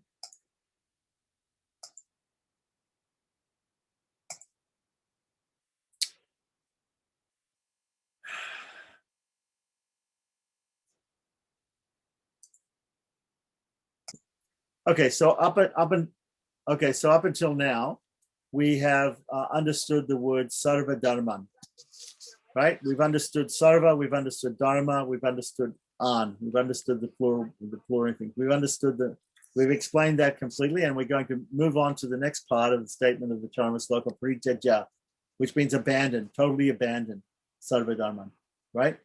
So at this point, right? So is there any question about the Charma Sloka so far, and specifically the word dharma, why it's given a plural ending, and why it also is got the adjective all or sarva, which comes before it, because I think we've gone through that in pretty much detail. Mm-hmm. Yes, basically what I was thinking about is that that also what that sarva dharman, I think that just clarifying that you said that it even means the dharma, his dharma of fighting. So even though he's thinking that, okay, he's thinking of fighting the adharma, but actually his dharma as a kshatriya is to fight. But from this sarva dharman, it even covers that he should give even that up. But what it's actually meaning is that, as you explained, that Krishna is saying that actually act as my servant totally. And that's the real understanding of it, that if he gets that totally clear, that you're even giving up your idea that you're doing your dharma, but actually your real dharma is to simply do what the Supreme Lord wants as his Sheshatva. So I was just wanted to say that just for my own clarification in my mind. Yeah, of course, the fighting is the Kshatriya dharma, but he's not a Kshatriya. Kshatriya would mean that he is identifying with his body. His body is that of a Kshatriya. He's a male, born in a particular class, and he's trained in a particular class, and therefore that's a duty, a materialistic duty. Okay, but as his real identity is a servant of the Lord, his real identity is a slave or possession of the Lord, and that means that he is for the purpose of the Lord only. The Lord's purpose in this case happens to be killing those people other people on the battlefield. So because the Lord's purpose is doing that, therefore that is his dharma, because his dharma is always what the Lord's purpose is. Exactly. The dharma of every jiva is simply the servant of the Lord, and that's the actual purport of the verse. Yeah. So that I was just summarizing the points in my mind, and that's why I was just thought I would discuss that with you. Yeah. Okay. So now it's very interesting. Now it's very, very clear, I think, to everybody, because previously in different classes here and there with different people, we were talking about, we've heard that we should do this, and we should do Sangha Vandana, we should do Bhakti Yoga, we should do Karma Yoga, Jnana Yoga, all these different things should be done. And then then it said, no, we should give all these things up. So it's a little confusing. So here we've understood how difficult it is, how to become qualified to do all those other things properly. Yeah. To do all those things as a sadhana for moksha is difficult. It's not difficult to chant the holy name, right? Even Prabhupada said even a child can do it, even a dog can do it. Anybody can chant the holy name, but anybody can do bhakti. Anyone can do devotional acts, bhakti, karma, jnana. Anybody can do these things, right? To do them as a sadhana for moksha, that is difficult. That not only you have to do those things perfectly, not only do you have to do the ancillary things perfectly, not only that, you have to be born male in a particular class or whatever it is. You have to belong to a particular class like that in order to do it all perfectly. So and if you don't do it perfectly, it doesn't lead to the result. So that's the point. The point is that there are these other ways. Sure, there are these other ways. Try it. Try and do it. But first of all, you have to be qualified to do it. So there might be a few people who are qualified to do it in this world. Then you have to actually do it. Not only you have to do it, but you have to do all the ancillary things too. And they all have to be done perfectly. And if you do all those things, if you are qualified and you do all those things perfectly and with their ancillaries, then you can attain moksha that way. But if you don't, right, if you don't do the whole thing perfectly, if you're not qualified in any way, or if you make a mistake in any of the ancillaries, it doesn't work. I feel that ultimately all these things are even designed by the Lord in such a way that when you actually try to do all of them, you may get frustrated and just simply understand this point that he's saying in Sarva Dharma Prityaja. The way it's described throughout the whole Gita, and then Arjuna couldn't do this, Arjuna couldn't do that, Arjuna couldn't do this. It's really just leading up to that point that the way it's all designed, even meditation, even dhyana yoga, it's so difficult that you just think about it and you become frustrated, and that's why it could only come that the Lord alone is the only way. But even other than the Gita, all these different methods that were mentioned, you were talking about, Nama Sankirtan, and even in Hari Bhakti Vilas, there's so many methods which are mentioned, and it's literally designed that when you read it, especially somebody that is of this particular age, you just think, well, this is totally impossible. And I think it's just designed for you to really understand what actually, Vasudeva Sarvamiti, that only the Lord alone is everything, that you really can't do any of these things. But if you think that you have the ego that I think I could do this particular sadhana, then, you'll have to go through the frustrations of trying to do that particular sadhana.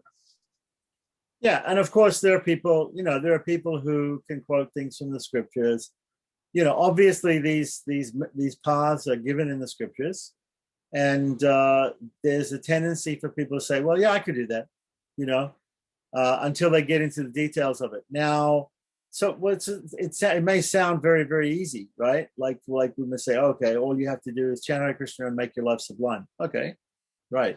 It's like that. But the closer you get, the guru is going to tell you, no, you have to chant this much. And if you don't chant that, right, and you have to follow these rules as well, and then you have to fast on this day, and then you have to do this, that, and the other, like that. So they keep on adding. So although it's the only way and it's the easy way, like it appears to be the easy way in the beginning, right, it then turns out to be not so easy, and turns out to be quite difficult, like that. Now, even if you reject that, even if you reject all those things, and you say, look, I'm going to accept just the basics, and I'm going to accept all the statements that say it's easy and it can be easily done and everything like that. I'm just going to accept that. I'm going to do that because I have faith. I have faith in the scriptures. The scriptures say that if I just do this, I'll do that. Oh, okay. All right, then do that. That's fine. If that's where your faith is, if your faith is like that, if your faith is in your own qualification, number one,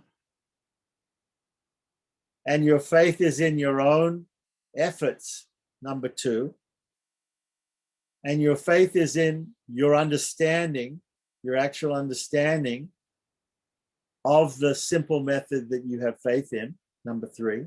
If you have faith in all those three things, do that. There's no problem. We have no problem with that. There are Vaishnavas who are doing that. There are other people in other religions who have faith in their methods, like that. If you have that faith, then follow your faith. Fine. Absolutely no problem with that. If you attain liberation, it will be by the mercy of the Lord. Nothing else. Not by your qualification, not by your understanding of the means, and not by your following any of the ancillaries. It won't be because of all those things. So we're not saying that you can't attain liberation by having faith in any of these other means and following that faith. You can follow that faith. You can have faith in those means, and you can follow that faith, and the Lord may liberate you, or He may not liberate you, or it may take some time, like that.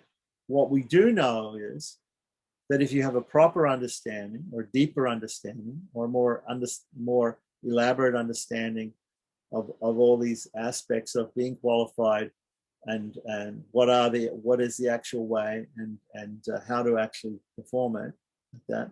If you actually understand those and have that realization, that with that realization, then nothing has to be done.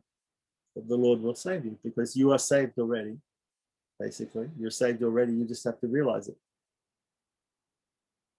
If you realize your true nature as a possession, as a slave, as a servant of the Lord, you're already there. The Lord will save you. If you have faith in that, nothing more has to be done. Like that. You can have faith in other things, and then so many things have to be done. So it is easier, it is quicker, it is sure. The method of property, the method of Sharanagati. These other methods may be easy, may not be easy, right? According to how you understand them. And you may have faith in them, you may not have faith in them. May be easy, may not be easy, may be quick, maybe lengthy, may take more than one lifetime. Maybe sure, maybe not sure. If you don't remember the Lord at the time of death, if you don't follow many of the things, then you may be liberated, you may not be liberated. So there's a lot of maybes. There's a lot of maybes with other paths. If you have faith in those, follow them. If you look objectively, if you understand all the paths, all the different paths, and you look objectively, the path of Sharanagati, the path of property, is the quickest, easiest, and safest. That's all. We're not trying to talk people out of their faith or doing some other thing like that. We're just saying quickest, easiest, safest. That's all. Anyway, so a thorough understanding of the final instruction of the Charma Sloka of Bhagavad Gita makes us think, why did Krishna bother with the other 700 verses, 699 verses? Why did he bother teaching Karma Yoga, Jnana Yoga, Bhakti Yoga, all these other things? Why did he bother showing his universal form? It's because Arjuna didn't surrender. He wasn't surrendered. He was confused, first of all, about his duty. He was confused even about his material duty, what to speak of his spiritual duty. So he's confused. And just like we're all confused. So we're all in the position of Arjuna. We're all in the position of Arjuna. And we're asking for an understanding. We're trying to understand reality. That is tattva, tattva, hita, purushartha. Without understanding tattva, we cannot know hita. Tattva means, what's the truth? What's the reality of the situation? The reality of the situation is you are the possession, the slave, the servant of the Lord, and you are meant only for the purpose of the Lord. That is the main aspect of the soul. That is tattva. That is the truth. That is the absolute truth, beyond all these other things. Say, yeah, you're the soul, you're not this body, you're a doer, you're consciousness, you can beat around the bush as much as you like. It comes down to the thing that you are the possession of the Lord, meant only for his purpose. Okay. So that is tattva. That's the truth. Okay, that's the absolute truth. Then the next thing, once that's understood, then the hita is what? The hita and the purushartha, the means and the goal, are both the Lord himself. Once we realize our true nature, servant's got to serve. Who do we serve? Only Sriman Narayana, right? Only for his purpose. We're meant only for his purpose. Then what? Then the means becomes only the service of God, and the goal is also the service of God. So God becomes the means and God becomes the goal at that point. So really, we only have to understand tattva, hita and purushartha. So the true status of the soul is to be understood. And then naturally the means to liberation and the goal of liberation are attained. Jnanat mokshaha. From that knowledge of tattva, everything flows like that. Whereas these other systems, we have to understand the basis. I'm not this body, I'm therefore this, that, and the other. And then the next thing is, okay, how do I act? Okay, there's Karma Yoga, Jnana Yoga, Bhakti. There's so many details like that. And then the next thing is, what's the goal? It's a much more complex system. This very, very simple system is to know who you are and give up overthinking this. That's the thing that people fail, right? They fail when they overthink. They're too intelligent. They try to overthink this. It's not a difficult, it is difficult to understand. Sometimes people have difficulty understanding how it could be so simple. But it is simple. It is quite simple. It's totally simple. It's the simplest thing, actually, just to realize our own nature and to act in that nature. And that's it, like that. And it's not even a matter of the action or no action or whatever it is, like that. Leave it all up to the Lord. Surrender unto the Lord. He takes care of everything. The burden of the qualification is up to him. We don't have to be qualified. He's totally qualified. We don't have to do anything. He totally does everything. So that's it. That's all there is to it. So simple, quick, safe. How do we reconcile sorry. No, go ahead. Like how you said that Arjuna didn't surrender, but isn't it that he said in the beginning, Shishya ham sharimam pam prapannam? So isn't it that he at that point surrendered to the Lord also as the guru, and he is the disciple, instruct me? How do you reconcile? He said, I'm confused. He was confused. Krishna said, you're confused. He said, okay, I'm confused. I agree. Now instruct me, like that. So we go to the guru, we go to the teacher. Krishna's acting as a teacher there, right? Krishna's acting as a teacher there, and he's teaching him. And he's teaching him all these other things. From our point of view, he's teaching him what not to do before teaching him what to do. Ultimately, he tells him what to do. Ultimately, he tells him, abandon all those things that I told you. So I just told you all these things, right? Now forget about that and just surrender to me. So he's not, so we may think that Krishna is teaching him something, he's teaching him what not to do, actually. Because in the end, he finally understands those things are not dharmas, they're adharmas. Right? Why would we abandon dharma? Why would we abandon the method which leads to liberation? No, if it leads to liberation, why would we abandon it? Because it doesn't lead to liberation, right? Unless it's done perfectly. So yeah, it can lead to liberation if it's done perfectly. But if it's not done perfectly, it doesn't lead to liberation. So we abandon this complex idea, right? These complex things, we abandon them and we take to the simple path. Simple, quick, and safe, 100% guaranteed path. So he teaches him all these things, but because he's confused, it's a roundabout way of teaching. And somebody criticizes Krishna. Okay, why didn't he just say in the very beginning? Arjuna said, I surrender unto you. Why didn't Krishna just say, okay, you surrender unto me? Let's fight. Just fight. Why didn't Krishna just say immediately do that? Because Arjuna was confused, he needed convincing. So he convinced him with so many arguments about different aspects. And because Arjuna is an example, is a paradigm for all of us, therefore Krishna went through the whole gamut. He went through a whole series of things because Arjuna is the paradigm for us.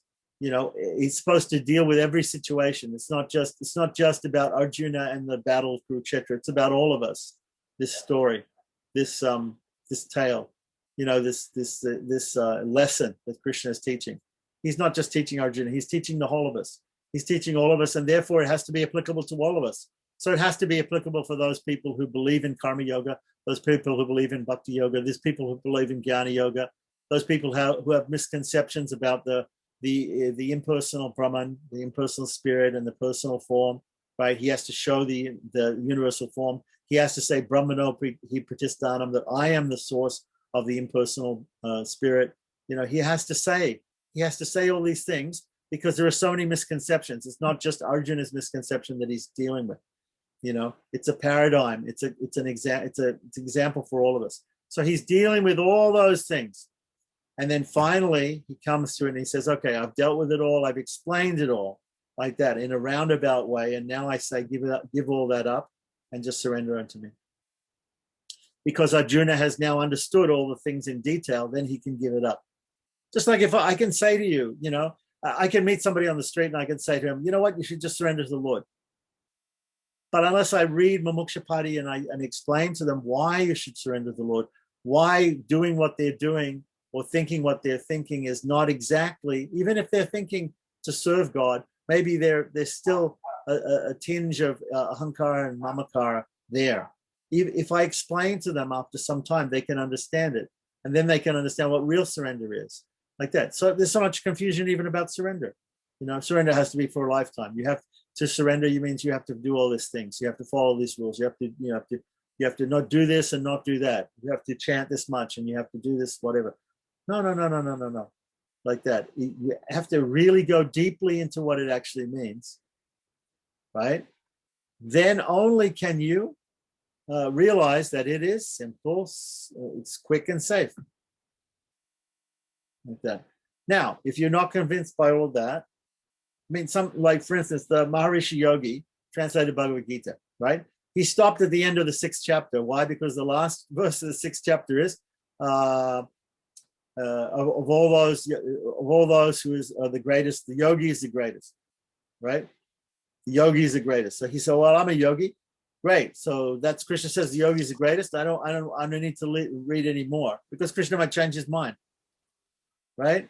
Krishna did change his mind. It seems to change his mind. He actually doesn't change his mind, but in the end, he says, give up all this, give up this yoga, give up this karma yoga, jnana yoga, bhakti yoga.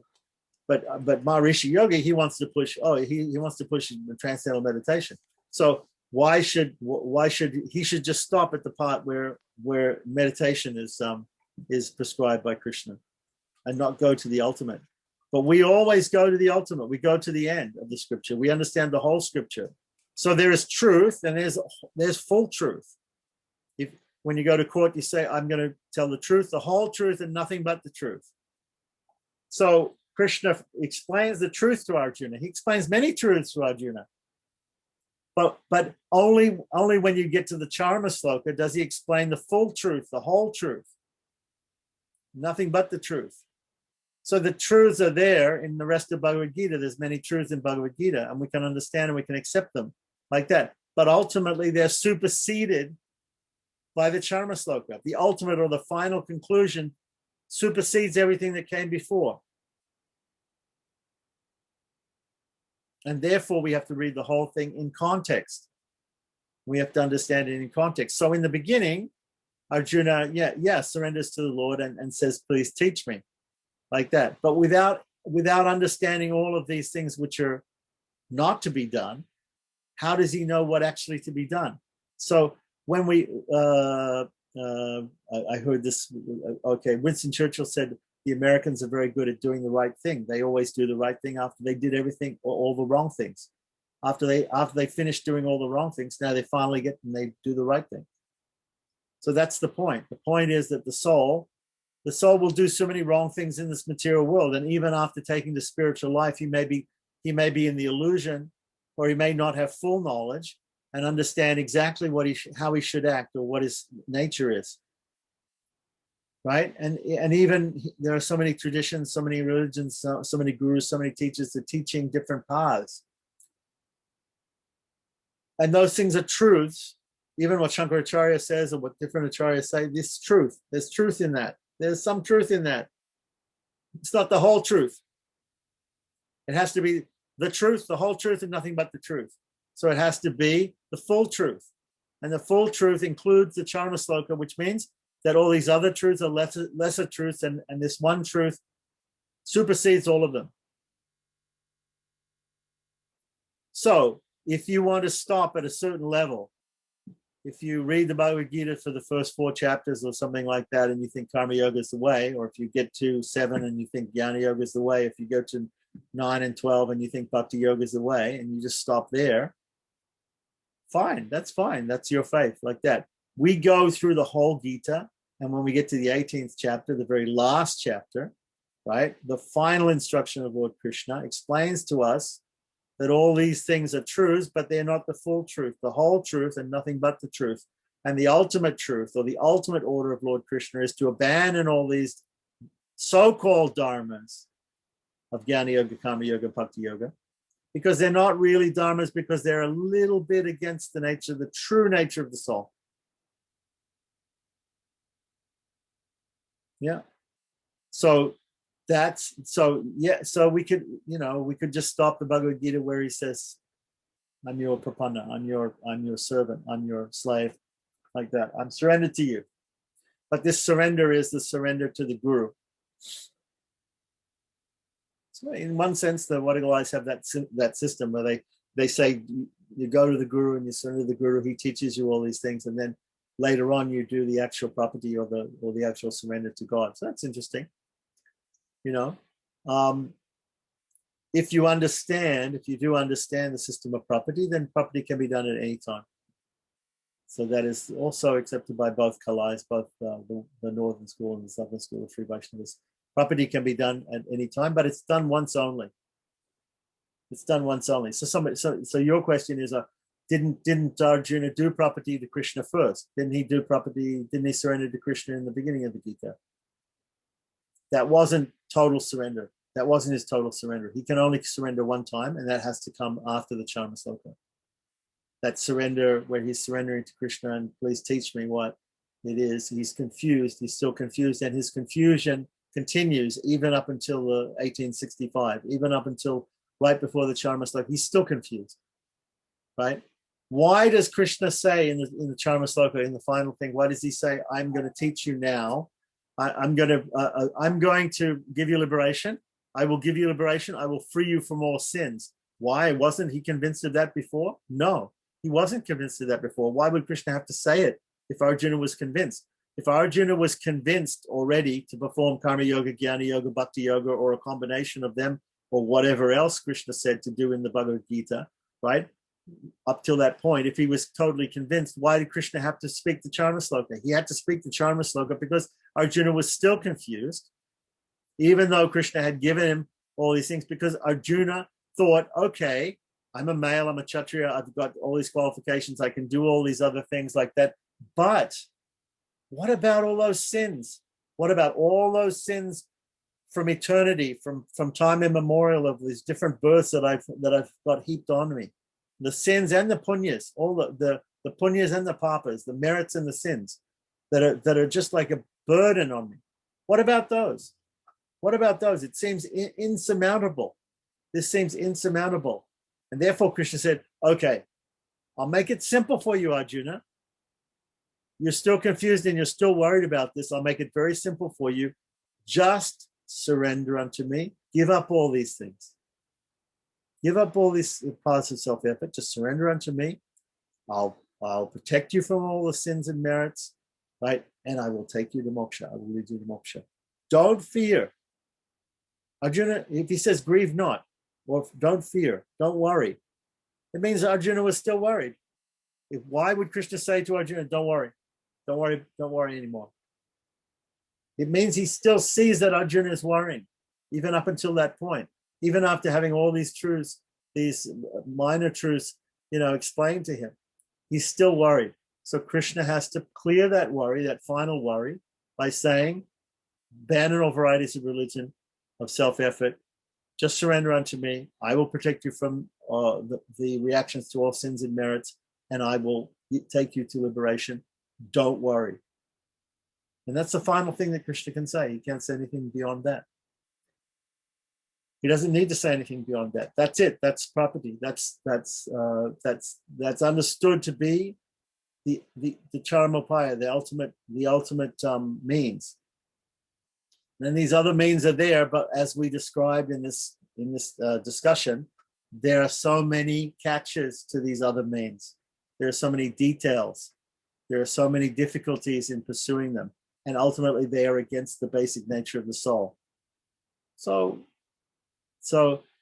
if you're convinced of that, then take the property yoga. If you're not convinced of that, you can stop along the way at karma yoga, jnana yoga, bhakti yoga, whatever system that the Lord teaches is not wrong, right? It's just more difficult to be qualified to do, more difficult to perform, and may take a long time, and may not be successful ultimately. But if you have faith in those things, do those things.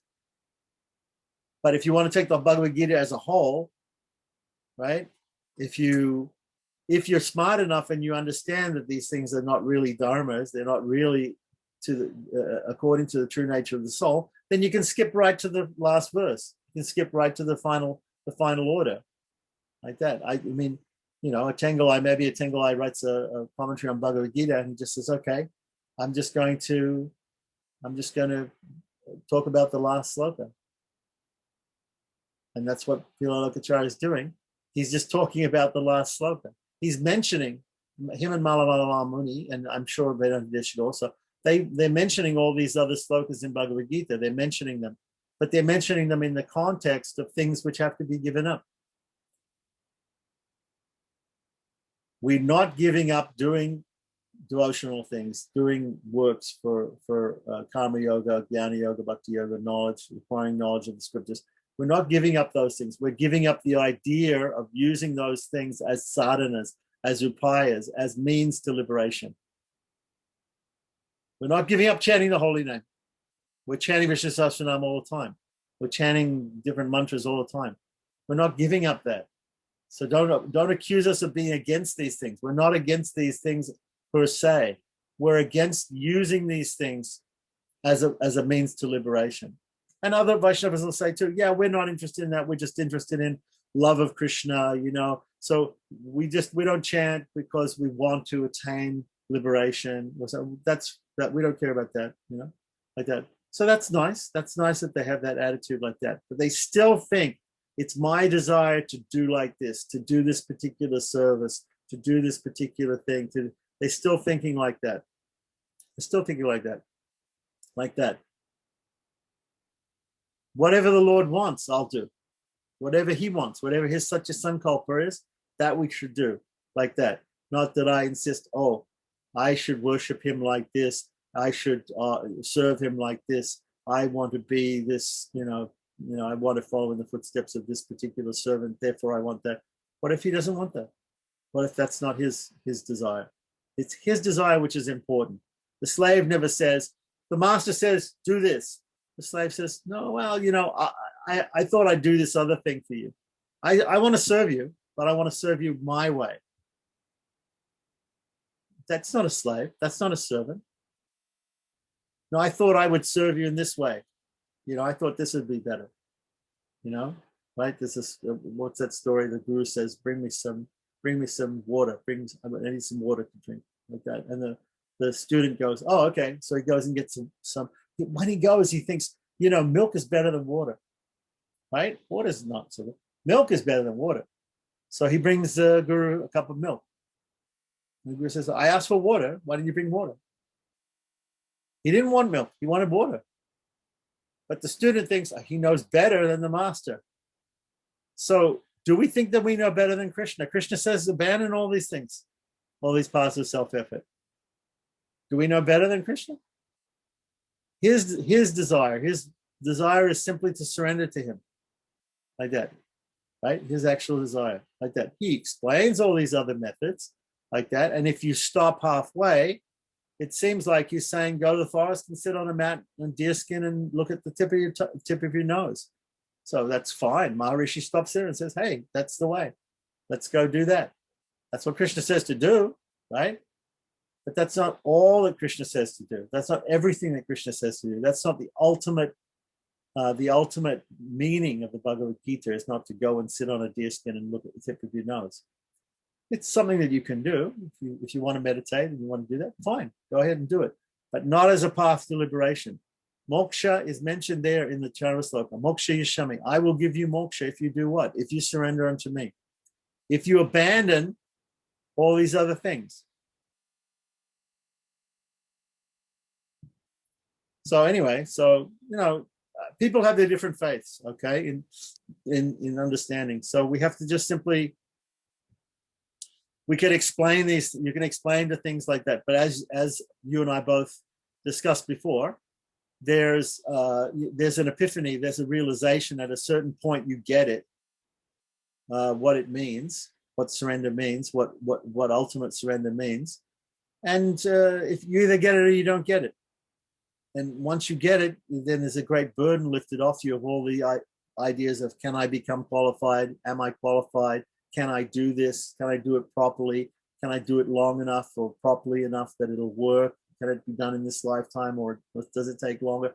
All these questions are answered. There's no reason to ask these questions anymore, because we have understood the true nature of the soul, and therefore we just act in that way. Simple. And leave the rest up to the Lord. So everything is left up to him. I really love that point that you made about, certain Vaishnava schools, that they basically impose upon the Lord of how they want to serve him. But when you really think about that, it's true that in itself is not totally surrender, because you're imposing that you want to serve in this particular way, and that in itself is also against the nature of the soul. So now, I really like that point. Yeah, we don't.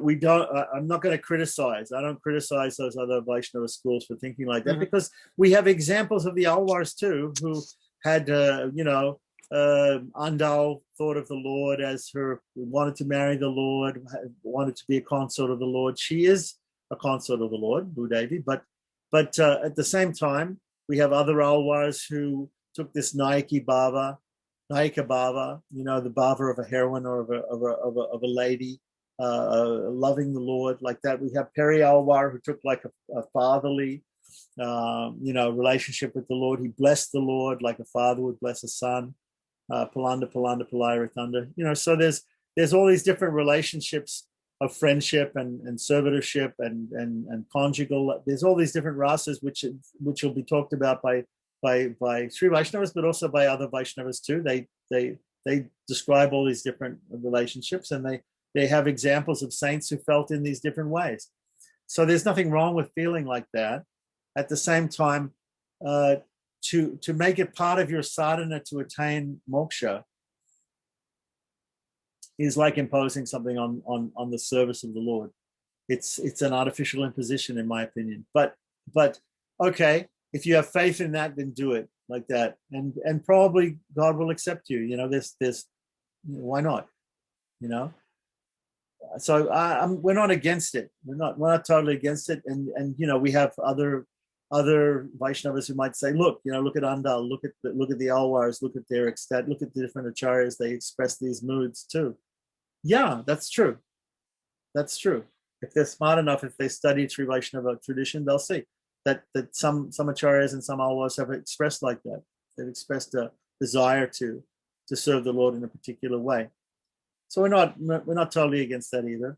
Like that. That's out of their ecstasy. That they're not that service that they're doing. They're not also doing for liberation. They're not thinking like that. I want to do that for liberation. So that's fine. So if you have faith in that other process, right? In the process of bhakti, and within the process of bhakti, you feel like you want to relate to the Lord in a certain way. Fine, I have no problem with that.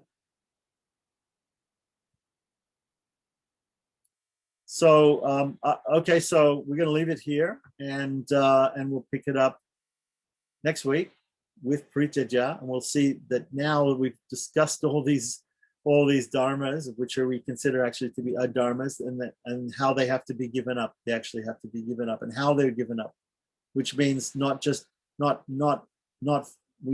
we give them up. We still might be doing these things, but we're not doing them as a sadhana. We're not doing them as an upaya, as a means to liberation. That's all. The means to liberation is the Lord. The goal of liberation is the Lord. His service and his service in Sri Lanka. Thank you, Swami. Perfect. Wonderful. Jai Shri Narayana. Jai Shriman Narayan.